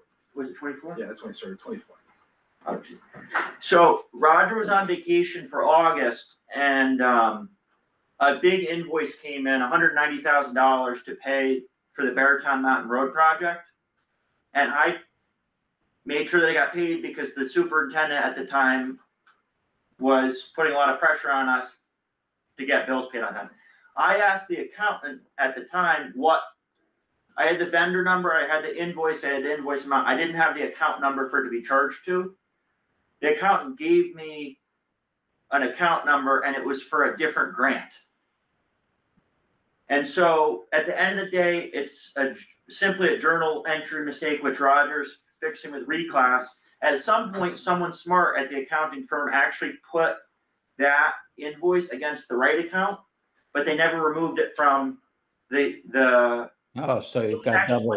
Road project. Yeah, it's close. Reifenberg Construction did a project on Hupai Road and Beartown Mountain Road. So some smart person at the accounting firm said, oh, that's the wrong grant, we gotta put it in this account. But they never took it out of The other, the right. wrong one. I'd been given the wrong account number.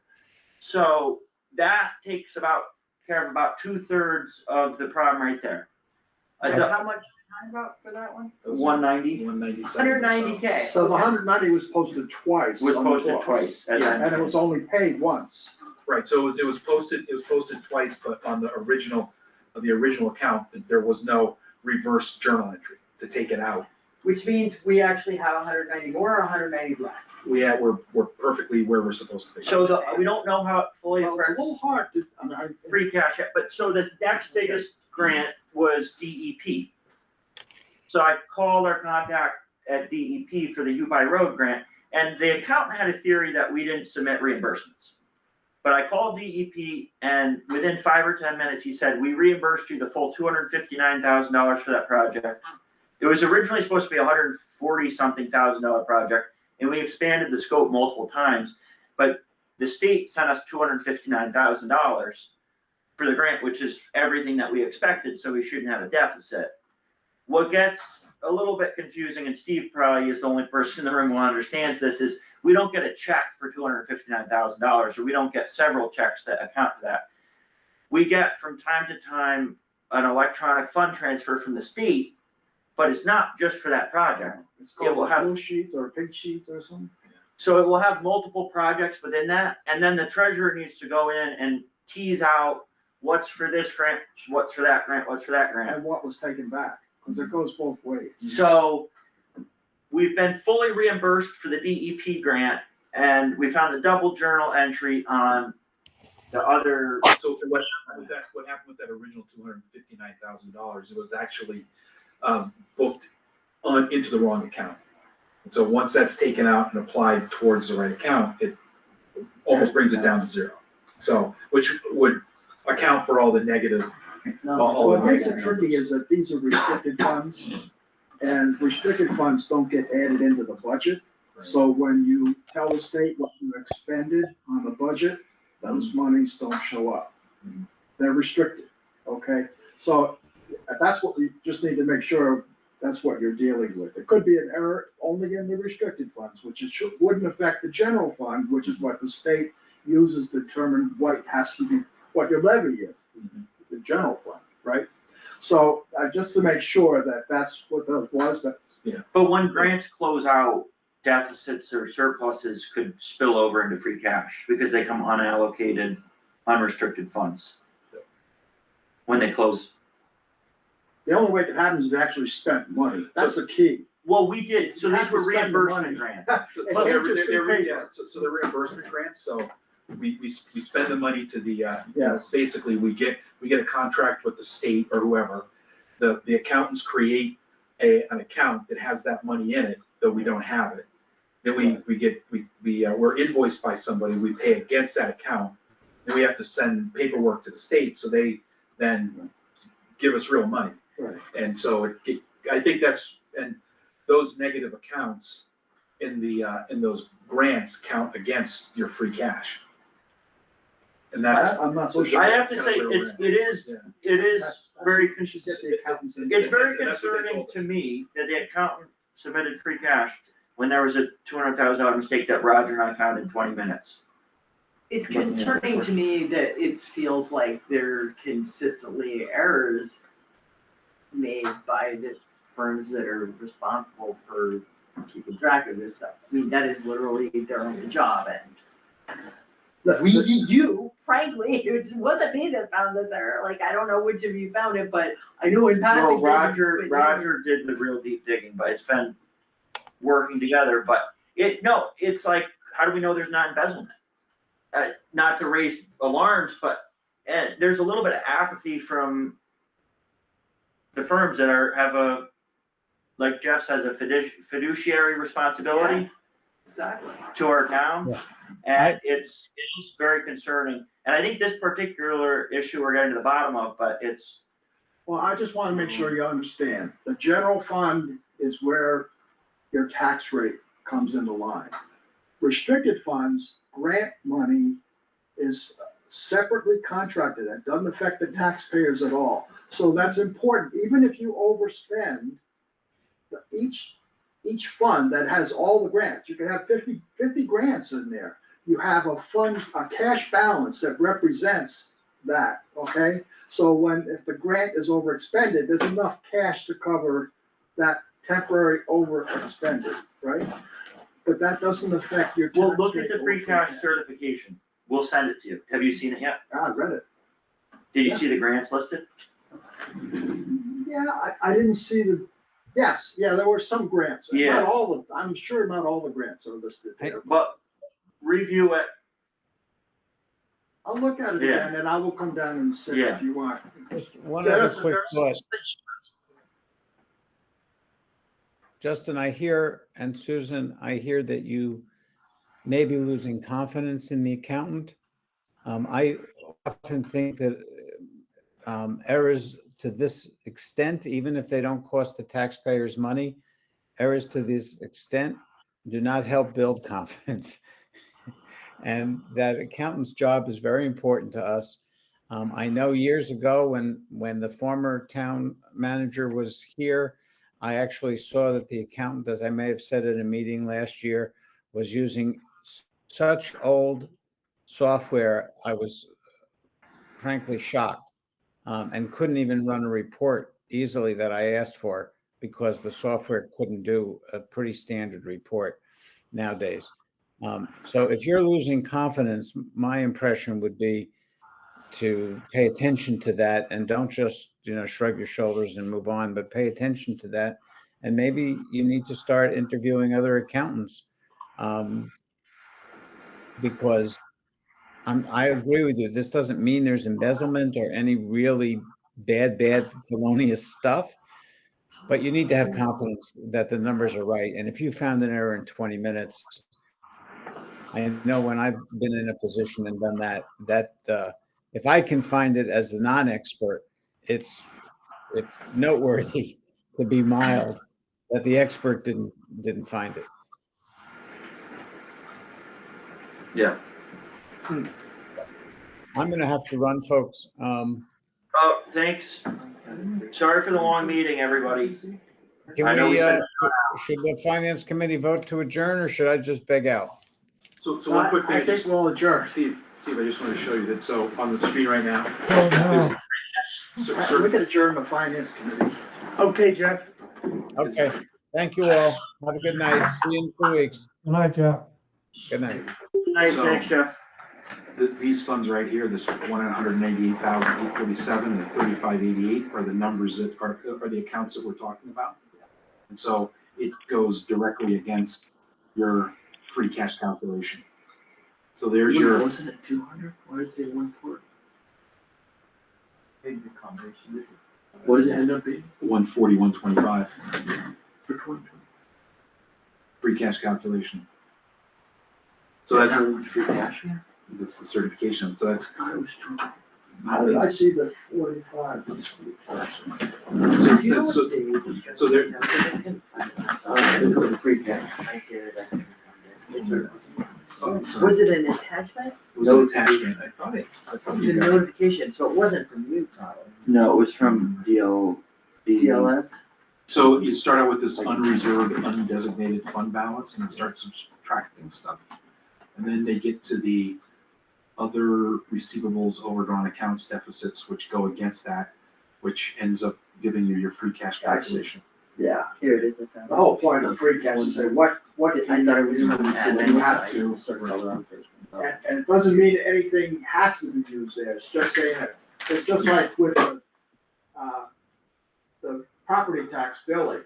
They have to set up and assume, what if all the property tax that is owed us is never gets collected, they have to set up a reserve for that. It's the same thing, this is setting up a reserve against your fund balance in case this deficit is still there. So I have to go So through, it's I just started looking at these 140, other ones, like some of them, I'm not even certain, So this is saying it's 140. like, they kind of were happening right when I first started, so I'm not exactly certain where they are, I just gotta get in contact with them.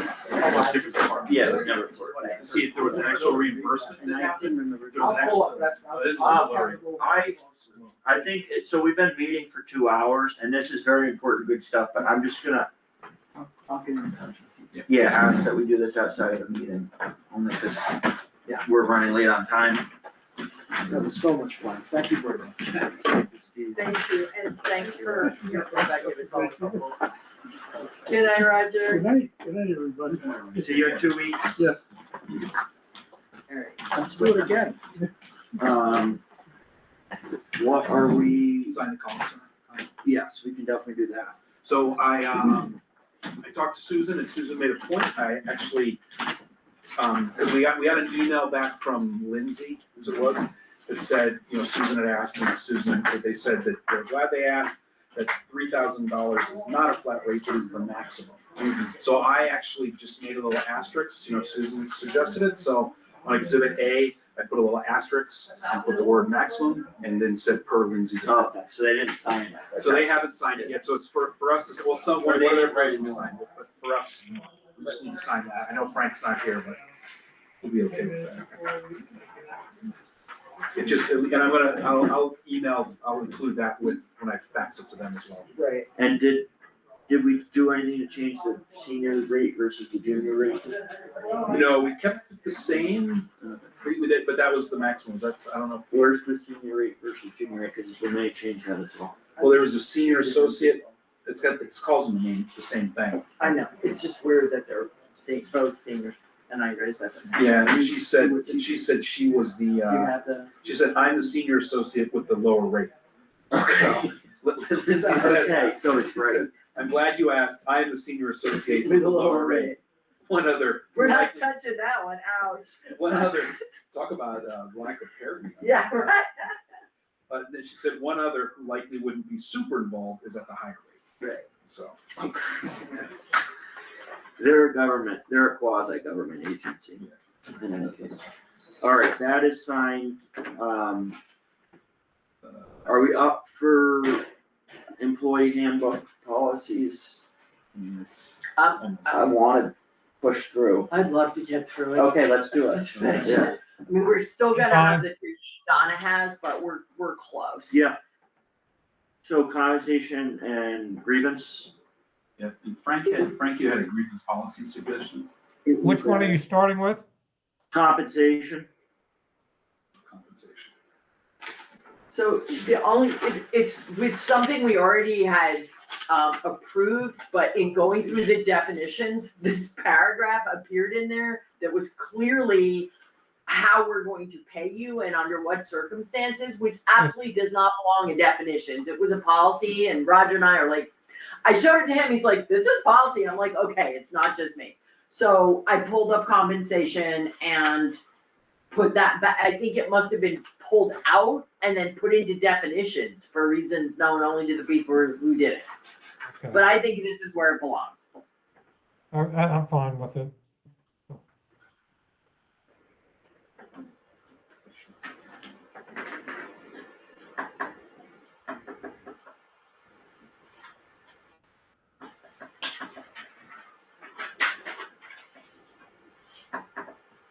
Yeah.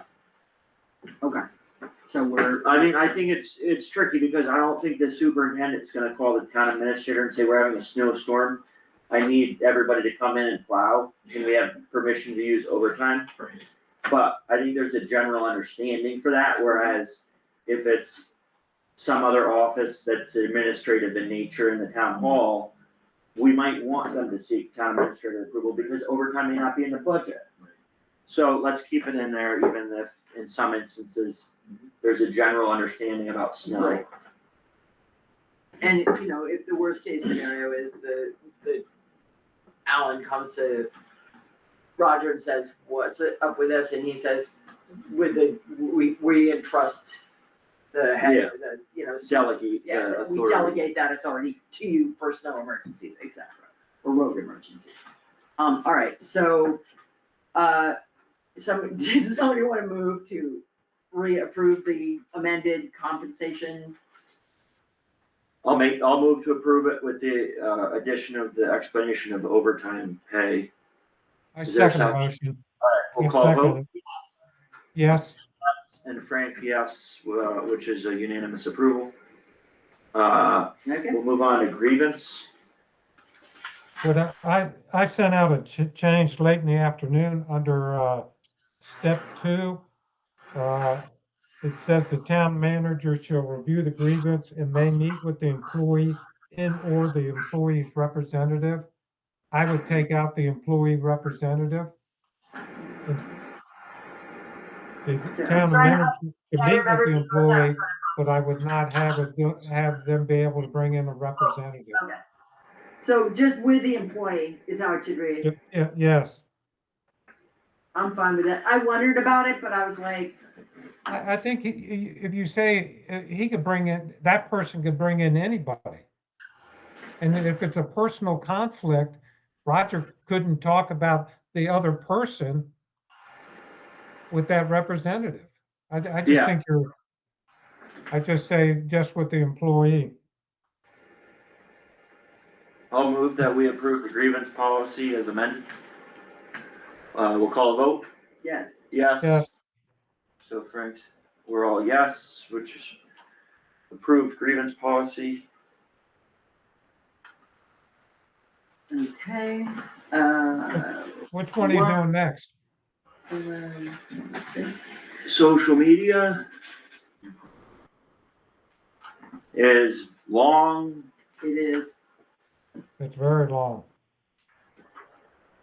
I'm gonna say maybe we should, the other one that we need to revisit, because you wanted more time to look at performance improvement and discipline, Yeah. and we never circle back to it. Yeah. Have you actually looked at it at this point? No, okay. So So, since that one's important, I'm okay with putting it off, well, but how it's many do back we have on there. left to send to I Collins? think I said in my email, let's see what I said. Sent.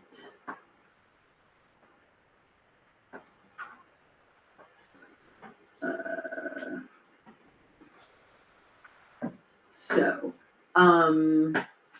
the fraud and theft prevention was the other one on the docket for today. I don't think we did that, did we? So it'd be social media, fraud, and theft, and Performance improvement and Performance improvement. discipline, right, she's got whistleblower and workplace injuries. Mhm. And then there's the definitions, which you guys can totally look at if you want to. well, I suspect that, Roger and I talked about this, there's a bunch in there, but I suspect a bunch missing.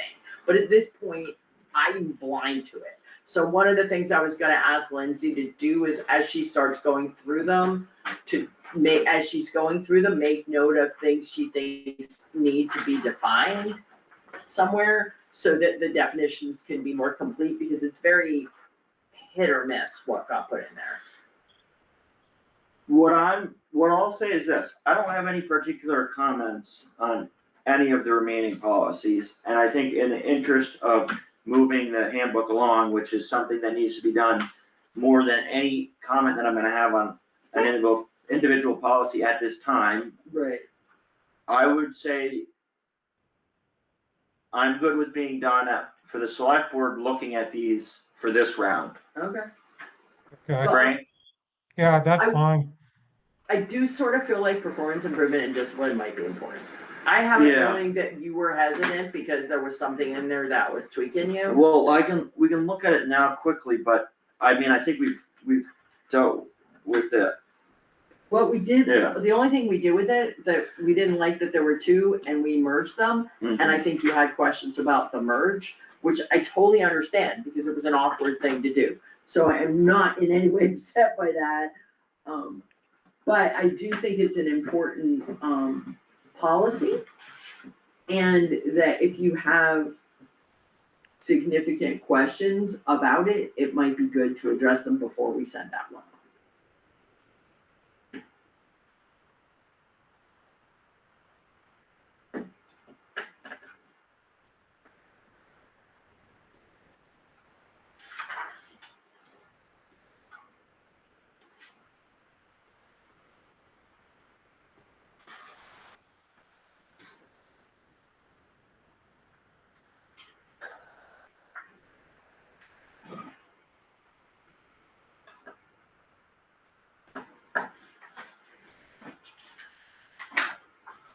It's good. I mean, I think what you have to do in a good performance improvement and discipline policy is lay out the ideal steps for when someone is failing in an area, and you could help them get better at it and rehabilitate.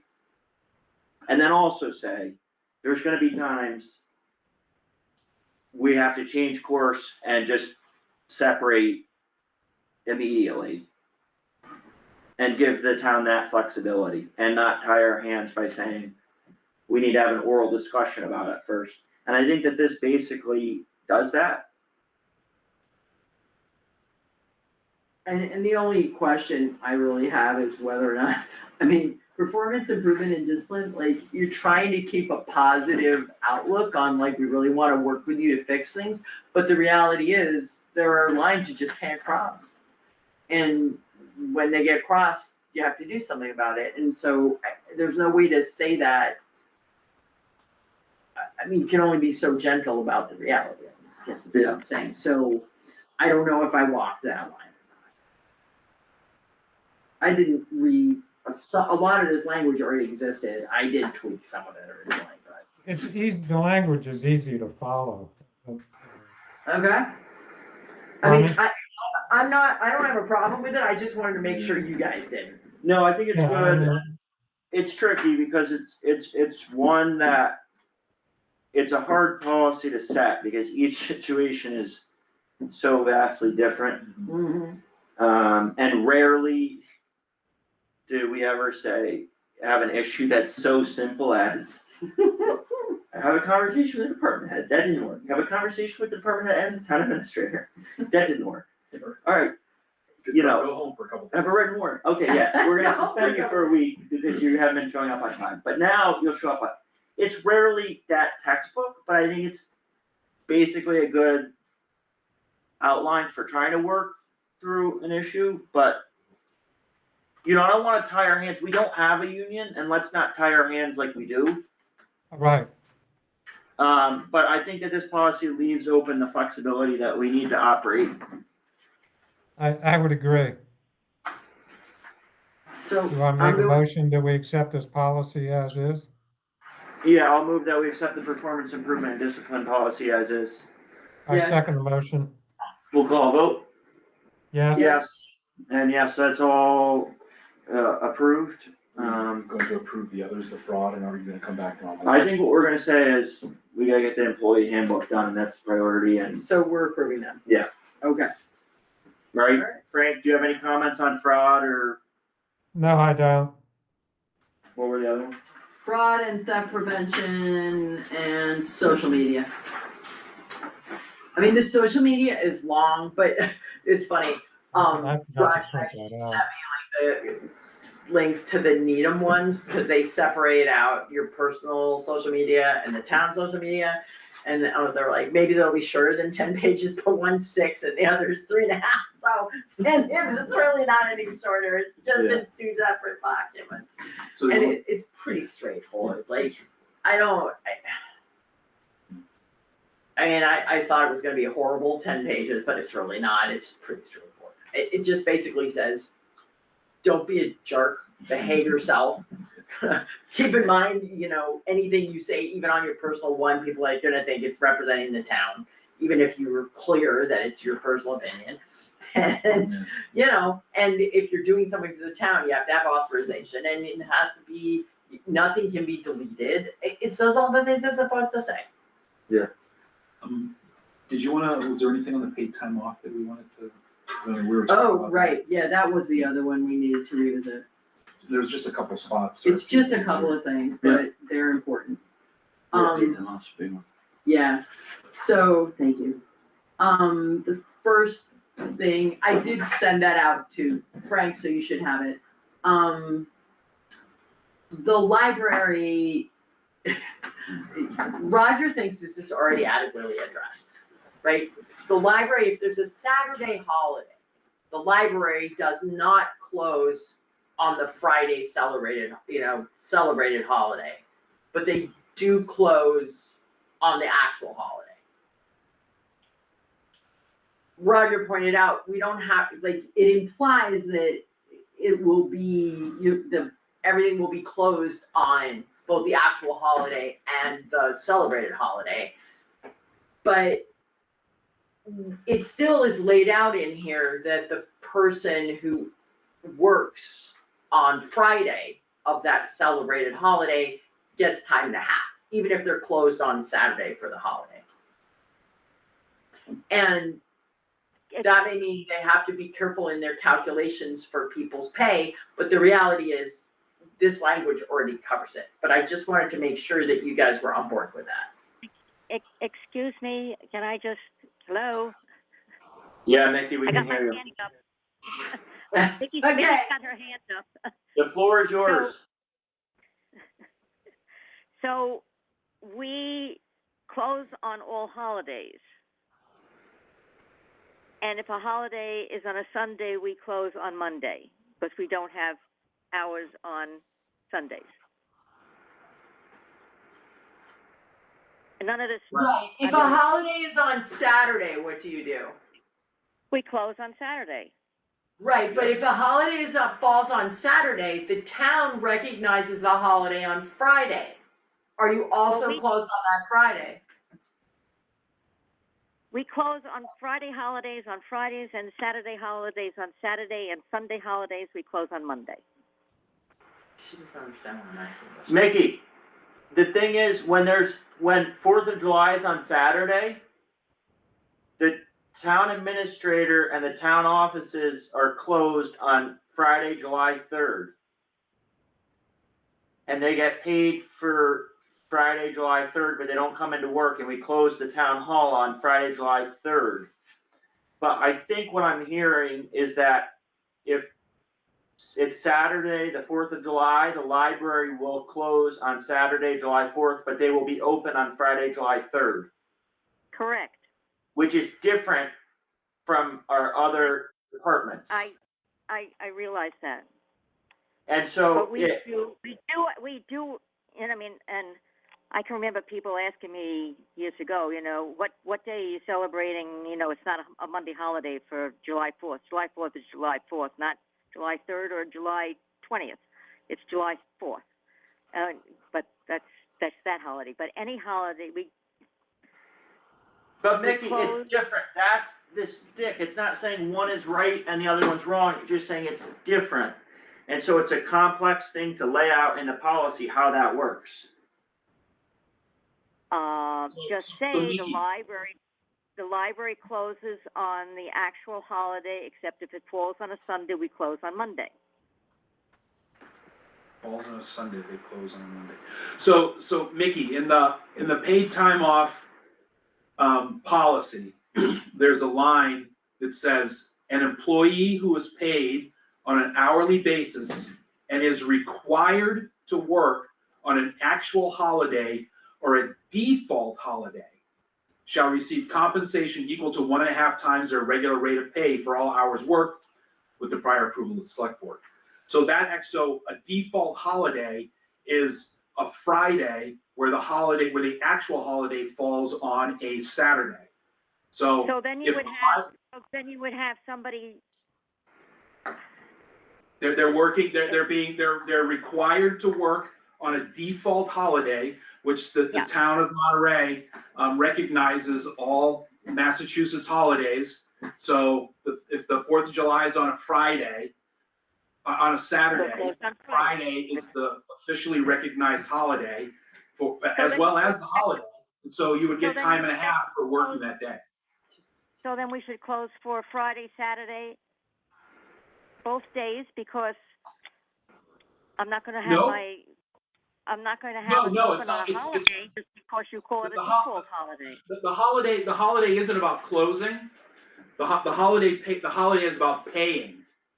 So you can close on a Friday, you can close on a Saturday, but if you want to be open on a Saturday, or if you want to be closed on a Saturday and open on the default holiday for Friday, according to the policy, you should be paying that staff member time and a half. If you want to close on a holiday that's on a Sunday and be open on a Monday, it's the same thing. The default holiday, it's the same thing. But they're not doing that, they're closing on the Monday too. So It's only, Friday, Saturday is the only difficulty. Sunday and Monday, you're closed both days. That's what I'm hearing? So on a The Sunday, only place for the library is Close different on from, Monday, but on Monday the we only only have 2 place where it's hours. different is that they are open on Fridays for a Saturday holiday.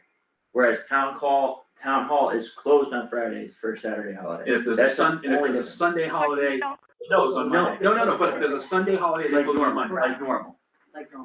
like all the other departments. Okay, so yeah, it's just a Saturday. It's just a Saturday to Friday shtick. Excuse me, but a Saturday is a regular work day at the library. The Saturday is not a regular work day at the town hall. So therefore, that is a difference. Because we normally have hours on Saturdays. Correct. It's the same thing as the police, it's the same thing as the police department. The police department is open on Saturday, and if there's a holiday on Saturday, they get paid time and a half for Saturday, but the police officer that works on Friday, because that's a holiday, gets paid time and a half. Too. So what's the problem? It's all good. The problem is that she doesn't want to pay So time. we're gonna have Do you to pay- pay 2 people. Would you pay time and a half to Two someone people who works time and a Friday, half? July 3rd, Mickey? Yeah? Would you pay What? somebody time and a half who works Friday, July 3rd? No, I will pay them straight time. But according to the policy, they're supposed to get paid time and a half. Because that's the default, that's the default holiday. So every time that a holiday falls on a Saturday, I have to pay my Friday person time and a half. Correct. All right, I'm gonna have to put that into the budget. Sounds like a plan. Okay. Well, we finally got that straightened out. Our next Saturday holiday will be in 5 years. And it will have changed by that point. Alright. Okay, 2 other things. One, even though I had added in under vacation, Yeah. even though I had added in that it was prorated based on a 40-hour work week, just to emphasize that if people had other than a 40-hour work week, it's 2 weeks worth of vacation, not 80 Oh hours. geez, that's a mess. I mean, it originally said that, but What do we do when we have have a what? I don't know, I'm just trying to think if we have a 35-hour town clerk, principal assessor. They get 70 hours vacation for the first couple of years. That ends up working out fine. It's still 2 weeks. It's always 2 weeks, right? The point is it's 2 weeks, so if you work 22 hours, you'd have 44 hours. It's just gonna be hard when they come to you and say, it says less than 3 years, 80 hours. 2 weeks. Okay. But it does say prorated. I know. The only way, I mean, I It don't, I does, it cannot just- see another way to do It was very simple when we did hours because the, Harper's is based on hours. So, okay, that's nice and simple and that makes sense. And now it's just a little more complicated, But because it's weeks pro- have it's snuck still their way back in. hours, cause it's But you know- prorated on the basis of an 80-hour. But you know what I'm saying about how Yeah, weeks just snuck their way back in to complicate things? I know. But I don't see But another way no. around it. Good, yeah. So the other perhaps larger issue is that we never explicitly say that unused vacation time will be paid out at severance, Oh, yeah. but sick time will not be. Do we need to say that? That's just law. One is and one isn't. So it's law that we have to pay out unused vacation time. Yeah. But some places don't pay out sick time and some places do. Yeah, I don't know of a place that does, I'm sure there is somewhere, but Need them. they pay out sick time? If you retire. If you retire, but not if you get fired. Not if you terminate employment. What if you resign? You have to retire. So only if you retire, then you get paid out sick time? You have to retire from Needham. You get paid, not everything, a percentage. I think it's just easier to say we don't pay out any sick time ever. I'm okay with that, Yeah. but my point is, I think we have to say it. Yeah. I'm not okay with not even mentioning it. Yeah. Right, so what I did was I put employees at the, between vacation, at the last paragraph, between vacation and sick leave. Employees leaving employment with the town will be compensated for unused accrued vacation hours. And at the bottom of sick leave, it says employees leaving employment with the town will not be compensated. Yeah, that's good, I think. Are you okay with that, Frank? Yes, All right, I did have another thing here that I have a line through, and maybe Mickey, you have to remind me. There was something about the second sentence under paid time off, where it's a part-time employee can earn and use up to 50 hours per calendar year. Can you remind me? I had a note, but I couldn't remember our conversation. Remember that? So, on the paid time off, you can't restrict it to the 40 hours off? Is that where you are? Because it's actually, this has been very hard to hear because you're all very crackly. No, so under paid time off, part-time employees, paid time off, we were talking, and I just wanted to bring it up. There were, the first sentence is, part-time employees accrue 1 hour of paid time off for every 20 hours worked. And then the second Correct. sentence is, a part-time employee can earn and use up to 50 hours per calendar year. 5-0. 5-0, and we had a conversation about why you thought that wasn't a good thing. Well, I can tell you one thing, you look at the two sentences next to each other, they don't make sense. If you can carry over 50 hours Yeah. year over year, but then you're limited the next year Yeah, to only using 50, then I think that might that have doesn't been make it. sense. I think that might have been what the conversation, I just couldn't remember. Let's what say it you was. carry over 50 and you earn 40 more, now you have 90, but Yeah. then we say, oh, you can only use 50 this year. Right, What's that all about? I don't remember. Maybe only earn up to 50, but not use, especially unless you change the carryover to be much less, which is fine. Which are the carryovers, You what's can that, Mickey? change- Sorry? You can change the carryover, but they have to be able to earn the same as if they worked, if somebody works 19 hours a week, they're gonna be getting less time off allowed than somebody who works 12 hours, in a relation, relative to, that's the word I'm looking for. So you just have to be anybody who works part-time, which is less than 20 hours a week, can earn 1 hour for every 20 hours worked, period. There's no limit to how many they can earn and use in a year. Now, if you want to carry forward, then you can have it, they can only carry forward 40 hours. So just delete that sentence. Yeah, yeah, Just that middle sentence. Yeah. Okay, done. that's what it was. Done. Does that make sense? Okay, fixed. Thank you. Alright, So that was it for that, so. All right.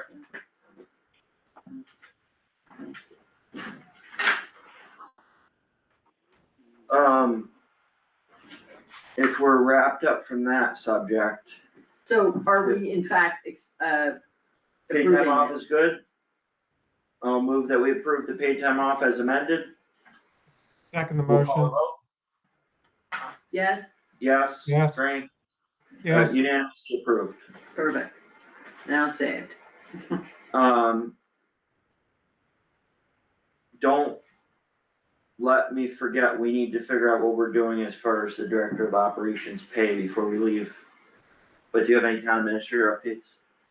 The only thing I really have is that, the group of us, myself, Brian, Chief Fahey, Sean, our Chief Tryon, and Alan Havel, Superintendent Highways, we're all meeting tomorrow about the Curtis Road detour. And so the just kind meeting, of, what? we're meeting tomorrow about the Curtis Road detour. Okay. But try to sort of look at the road and really kind of, I know it's all covered in snow right now, but. Maybe it's the best time to see if we need a traffic light. So that's kind of what I'm planning on meeting there, so I just want, just kind of keep it up in our, And so we're seeing if we need a traffic light. basically, yeah, that's really what it was, but did I say Kevin West as well? So I was a tree warden because there's a lot of trees. I gotta say, the thought of having a semi coming the other way on that is terrifying. That's it for me. Oh, actually, I just want to circle back around to something, Frank, we had mentioned earlier about during the budget about, percentages for healthcare. So I did receive information from Maya, Wendy Terrell. She said that Maya is removing GLP-1s, those are the weight loss drugs. From Ozempic, those types of things, from, covering them, effective 7/1/26. So she told me that everything was just gonna be 16%, was what the green was. So now the medical average and range, the average is gonna be about 8.3%, with a range of anywhere from 3 to 14. It's a lot better than 13 or 16. Dental is about an average of 3.5, and its range is like 0 to 10. So those are the kind of numbers that we're looking at for that. So that was it. That's it for me. Any other unanticipated business? Yeah, I got the Lombardo committee. I wanted to update you on a few things. Some of the committee members met with the tax assessor to discuss the options for the easement that the Andrus were looking at. And what I don't think I haven't looked at the drawing or the wording of the easement, so I don't have a lot of information, but I just wanted to, let you know. They used in the easement, it says a path easement. And what we wanted to do is I wanted to talk to Donna to have her look at the easement to learn a little bit about it. And then the chair of the committee and myself would meet with Betsy and tell her she should meet with the tax assessor on the property, because apparently there's not a lot of options on the easement. And that she might want to consult with her own legal about the easement. We're just starting the committee. We've only had 2 meetings, but we know it's going to be an issue, and we don't want to spring anything on them, but we're trying to learn about it early on as we plan on what we can do with the property or what we want to do with the property. The third and last thing is that the committee is going to ask for some dollars in the 27 budget to do some work, mostly around the environmental assessment. And Tom is getting estimates on that. But I didn't want you to get caught off guard if you saw Betsy or someone and they said something to you about it. So regarding the easement, it is a sensitive subject, but I think it's good to start the conversation early. But I don't think anyone from the town should be giving any abutters any advice. No, I think she needs to go out and talk to the assessor. I told them we're not required to share with the assessor. Assesses taxes. It was, I don't know if legal advice about easements. I know, but there's like, what path could you do? The one path that, I haven't seen the drawing and I haven't walked the property. Engineer and a lawyer that would figure it out, not, I know, but she needs to do her own homework and we need to Exactly. understand. Pardon me? yeah, I think exactly, but we can't be giving out advice from non-qualified people. I know, but we're getting advice. She should get advice. Because We what's the can tell her path? she needs to get advice, but we can't tell her what that advice is. Okay, that's fine. I just think the people that can tell us what easements are feasible are gonna be attorneys and engineers. Right, right. That's Right? what we want. We want to talk to Donna. And then I totally like the idea of you talking to town council okay, to get more of a sense of it from our point of view, but her Right. attorney may disagree. They I may know. say, oh, it's been this, but we want that. They may disagree. But let's get at least a baseline of what our attorney Okay, thinks first. okay, And then the only thing I'll say about the environmental study is maybe we could keep a special article broad about what those funds can be used for. okay. Because maybe an environmental study needs to be done and maybe we want to hire a site planner.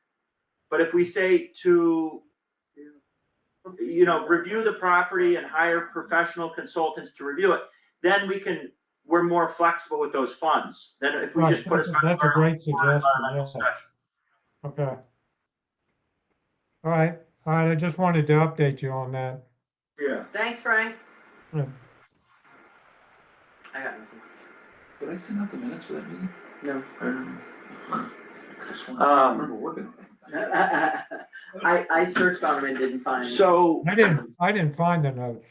no, and Frank, I really appreciate it, and all those things are good to start working on. I just don't want someone from our town hall saying X to an abutter, Okay. and then the abutter's attorney would ever use that against us. Okay. Because it's a sensitive thing, right? Right. Okay. I can put a little context to this. Actually, myself and Don Clausen sat down with Stephen Zweig at one point. Yeah. And our recommendation, I think that's why there might be some confusion as to who might be the person to talk to. Right. Because during the whole conversation, Stephen was asking me and Don Clausen what we thought. And both Don Clausen and I were like, you need to go talk to an engineer, a lawyer. This is not something that the assessor or the town administrator is gonna say. You need to put a right of way down this side of the property. Yeah. So there may be some confusion as to There might where have they. been. So, There might have so been. we said you need to talk to an engineer. So, And the Okay. attorney is a place to start too, because we have a relationship with an attorney. And I think maybe the environmental study might be important, but it feels a little bit like spinning our wheels. It'd be Well- great. It might be too late, but could we hire a site planner and engineer? Or set aside money for those things in this budget cycle? Right, I know. And I mean, I'm trying to get them to dial back. I mean, there's going to be, my feeling is, yeah, there'll be some money, but we need to work on grants at the same time, When you talk to Donna, can you talk to her about the environmental study too? I will. I'll talk to her about that. When I'm coming back Friday, I'll be around Monday, Tuesday, Wednesday of next week, and I need to get caught up and look at the drawings and everything, and then I'll give her a call. Okay. All right, sounds good. Thank you, Okay. Frank. All right. One very last thing before we adjourn, we just need to vote on the director of operations. If we're gonna offer some kind of winter storm stipend. I think we should offer them a one-time winter storm stipend. All right, so let's just be careful about how we craft this. Would we do it on an hourly basis I would calculate it on an hourly basis, but I would say that I would still call it a stipend. That's kind of where I am thinking too. I'm not sure, like, the tricky part is we can offer him the stipend for the hours he's already worked. We don't know what that's gonna be going forward. But we can ask him how many hours has he worked, and then we can come back to him and say, here's the stipend for working these hours. We don't have to say we calculated it at X. I just don't know if I don't think we can give bonuses, and I know we're calling it a stipend. I just maybe it's not something we can decide tonight. Okay. It's legal to give him a stipend. I think we're in agreement. Stipends are legal, but this is a little bit funky. What we did get permission from town council to do is to pay straight time overtime. Did But she have we an didn't- opinion on Well, whether Roger that talked would to cause us, so. downstream No, problems? she didn't have an opinion on downstream problems. It was more about job description and just our personnel policy about it. You know, the job description, the way she looked at it is the job description, which we talked about, doesn't say you're gonna sit in a plow truck. The job description does say you're responsible for the roads.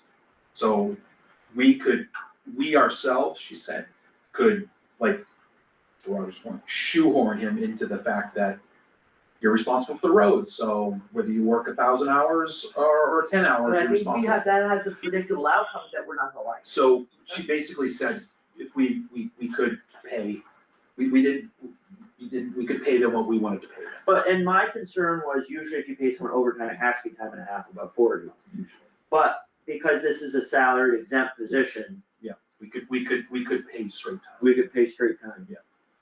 And I guess I'm just wondering, but we have to pay it as, call it overtime, we can't call it anything else. You know what, the stipend just, and I'm not saying it's wrong, and we can check with Donna. I'm hearing from both of you that you like it, but to me, it's weird. Like, The Like, issue is gonna be. in hindsight, like, we're just gonna throw a chunk of cash at an employee. So I think Yeah. it's weird in one, like, anything we do here is weird. Yes. Because it's an unusual circumstance, I absolutely agree. Yeah. I think the problem I foresee is the same thing that Jeff kept coming back to, which is that it's sort of what you alluded to on a different topic tonight, which is when we roll down and people have turned over, people will look back and say, well, why the heck did he get paid this big chunk of overtime and nobody else does that's in a salary position? Yeah. Right, and, I don't know that calling it a stipend or giving it another name necessarily solves the problem. But I think we need a way to indicate that this was because of an unusual, confluence of occurrences. And hopefully the situation that led to it won't arise again. But we also don't wanna set up a situation where other salaried employees are going, well, how come he got? Yeah. Maybe someone will remember how come he got. Yeah. But at the end of the day, the only thing that may remain is that he got overtime. Hello, Mickey's got his hands up. Yeah, Yeah, Mickey? If his contract says that he is We don't have a responsible for. contract. There's no contract, Mickey. All right, it's the job description said he's responsible for plowing the roads. It doesn't, it It just said for the roads. He's responsible for the roads. That Yeah. he's responsible, he has to see that it gets done, and if he's got sees to have to get it done by him sitting behind a plow, I think you're okay on that. You don't have to pay him for it. Even though you said it You're was right. material, as part of It- his management, in order to manage to get the roads done, he has to sit behind the plow. The thing is, I think the people that hired him feel like we intentionally not intentionally. Unintentionally misled him, and then, bam, the worst And it's winter storm. it's been a bitch of a winter. We all know that, but it's I think it's a shame. Are you willing to be on the I don't hiring think they're committee, responsible Mickey? for it. are you willing to be on the hiring committee, Mickey? How about are you willing to plow the rest of the season? It's just, Because it's pretty, like, that's what we're talking about. I couldn't understand everything you said there. I don't know, it's tricky and I don't know All right, if so we need. that's just my opinion, that's all. That's fair. I can write up something that explains it Yeah, and make it. I don't think we're ready to do it tonight, cause it is a slippery slope and a tricky thing. I'll write up something and I'll talk to him and see what we can do. I mean, is it worth having another conversation with Donna to see if there's another category that's legal to do that would solve the problem because of this particular concern about? I can ask her. I can ask her about that. Again, she didn't really have any concerns about. She might not have raised a concern, but if we raise a concern, Yeah. she may have a potential solution. I mean, I don't know that this exact set of circumstances occurs a lot of other places, but It's I think tricky we do because, open some compensation. It's just tricky work. Because it's a lot. And, I see her point, well, he is responsible for it, but I also see his point. That was way past what his expectation was. Yeah. And had all the other people been up to speed and knew the job, like if he was coming in with a full staff that was ready hired to before roll, November. right, then it probably wouldn't have risen. He might have had some overtime, but I don't think it would have been to this level. No, it wouldn't be sitting in a plow. Yeah. And our goal's never been to have him in a plow, and that's just the way it unfolded, and Right. I don't think we're ready tonight though to figure out No, it exactly what seems that like looks we're like. not. I'll talk to him to see if I can come up with something. But I definitely think we owe him some kind of compensation because that's a lot. Well, it's like Steve Pullen said, that's the kind of thing that makes you wanna leave a job. Yep. Being told you're gonna be a manager and then coming in and just being boots on the ground There's a shovel. all night long. And I think. And at the end, everyone everybody else who's boots on the ground all night long is getting time and a half, and you're not seeing a penny Right. because Look, your salary. I think we gotta do the right thing here. Yeah. He's shown his loyalty and his dedication to getting the roads cleaned.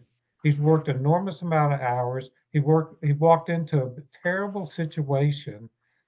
And I don't think we should get hung up on the mechanics of doing it. We just need to get it done. So we're in general agreement that we wanna compensate for this particular set of circumstances, but Roger will figure out exactly what that looks like. Talk to Donna and figure out how we can do it. It's a one-time thing, Yeah. In my career, we've had emergencies, in 44 years, there's been a half dozen times where we went back and did the same thing for salary managers that were there for 3 days. 2010, we had 2 blizzards back to back. We didn't say, oh, you're on salary, you can't do it. We made sure they are compensated and it's appreciated. It's a deposit on saying you're part of the team. And we value you. I would say, Roger, could find out how we can get it done and let's get it done. Yeah. Yeah. I mean, we can't do it based on popularity because other people aren't the ones making the wheels go. So, I I think we're just all. say, call Donna and see how we can get it done and make sure it's all done on a one-time basis, based off of this emergency. Mhm. All right, is there a motion to adjourn? I make a Motion. motion, we adjourn. Second, We'll call a vote? yes. Yes. And that's unanimous vote to adjourn at 8:25 PM. Are we meeting next Tuesday? No, it's 2 weeks until our next meeting. Okay, all right. I'll be in town. I'll probably see you.